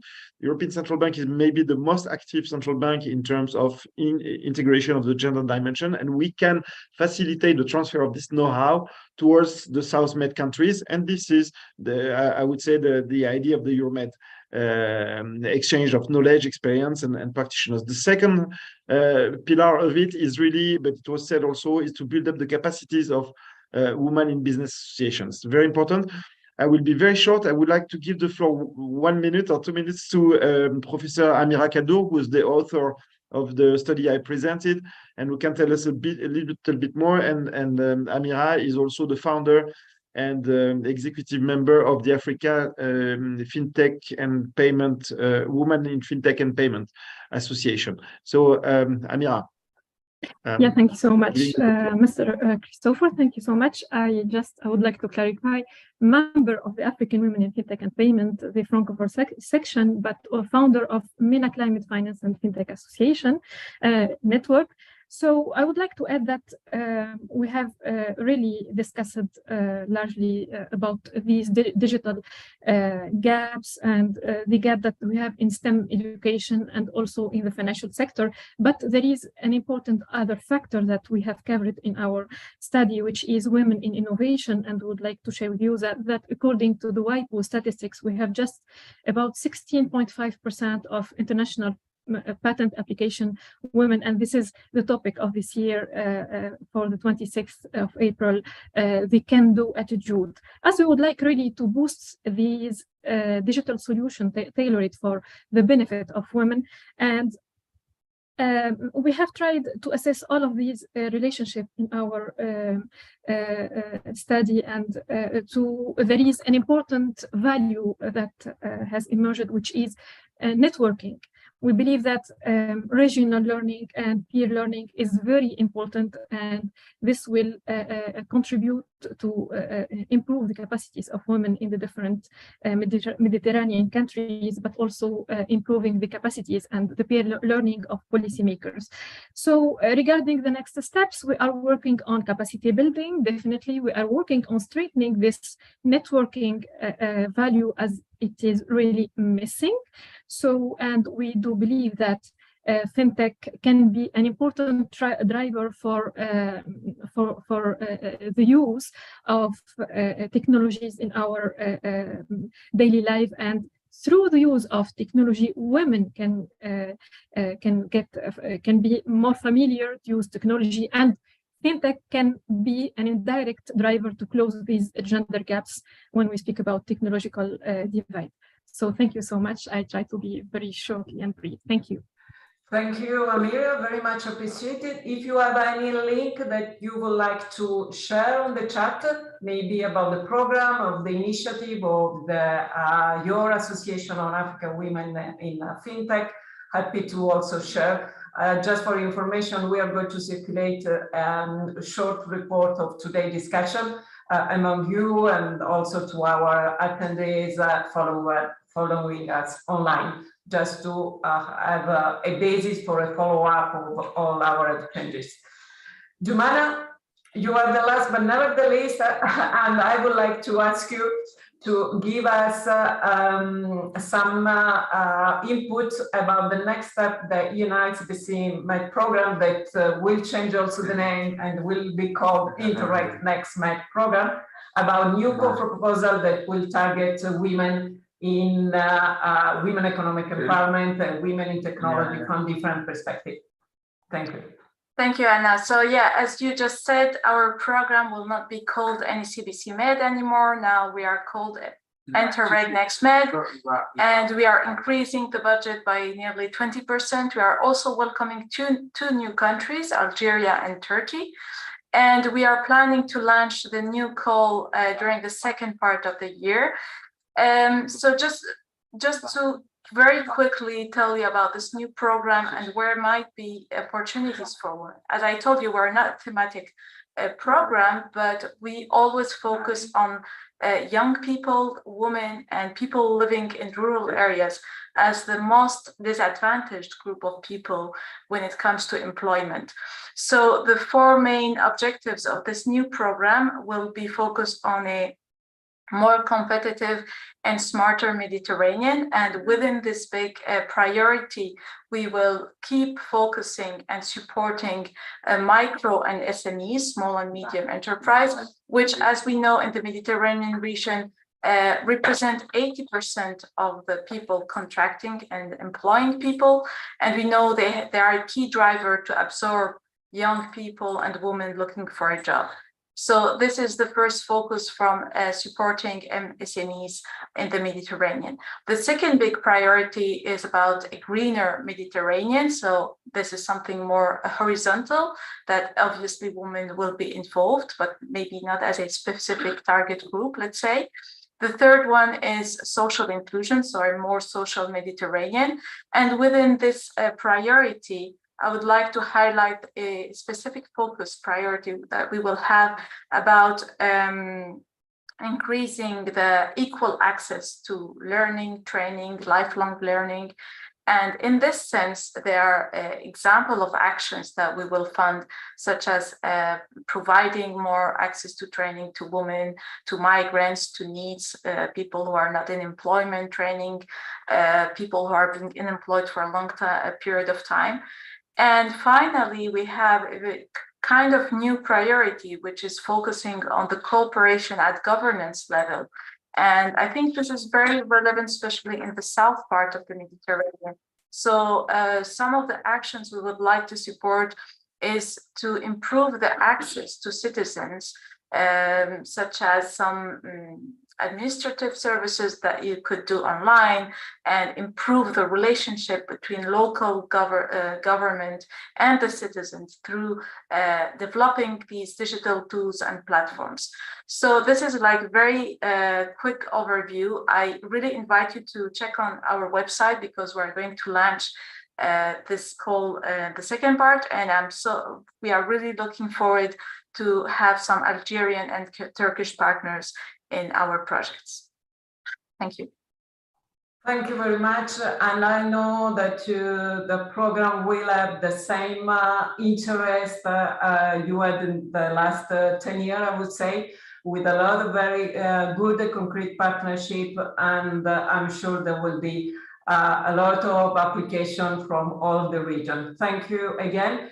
Unfortunately, we are running late, but I would like to give back the floor to Zora, because she asked to intervene to clarify her message on the need of more time for women. Zora? Yeah, I'll be really brief. First of all, women are brave. It's just that we're brought up to be more perfect, but that's something else.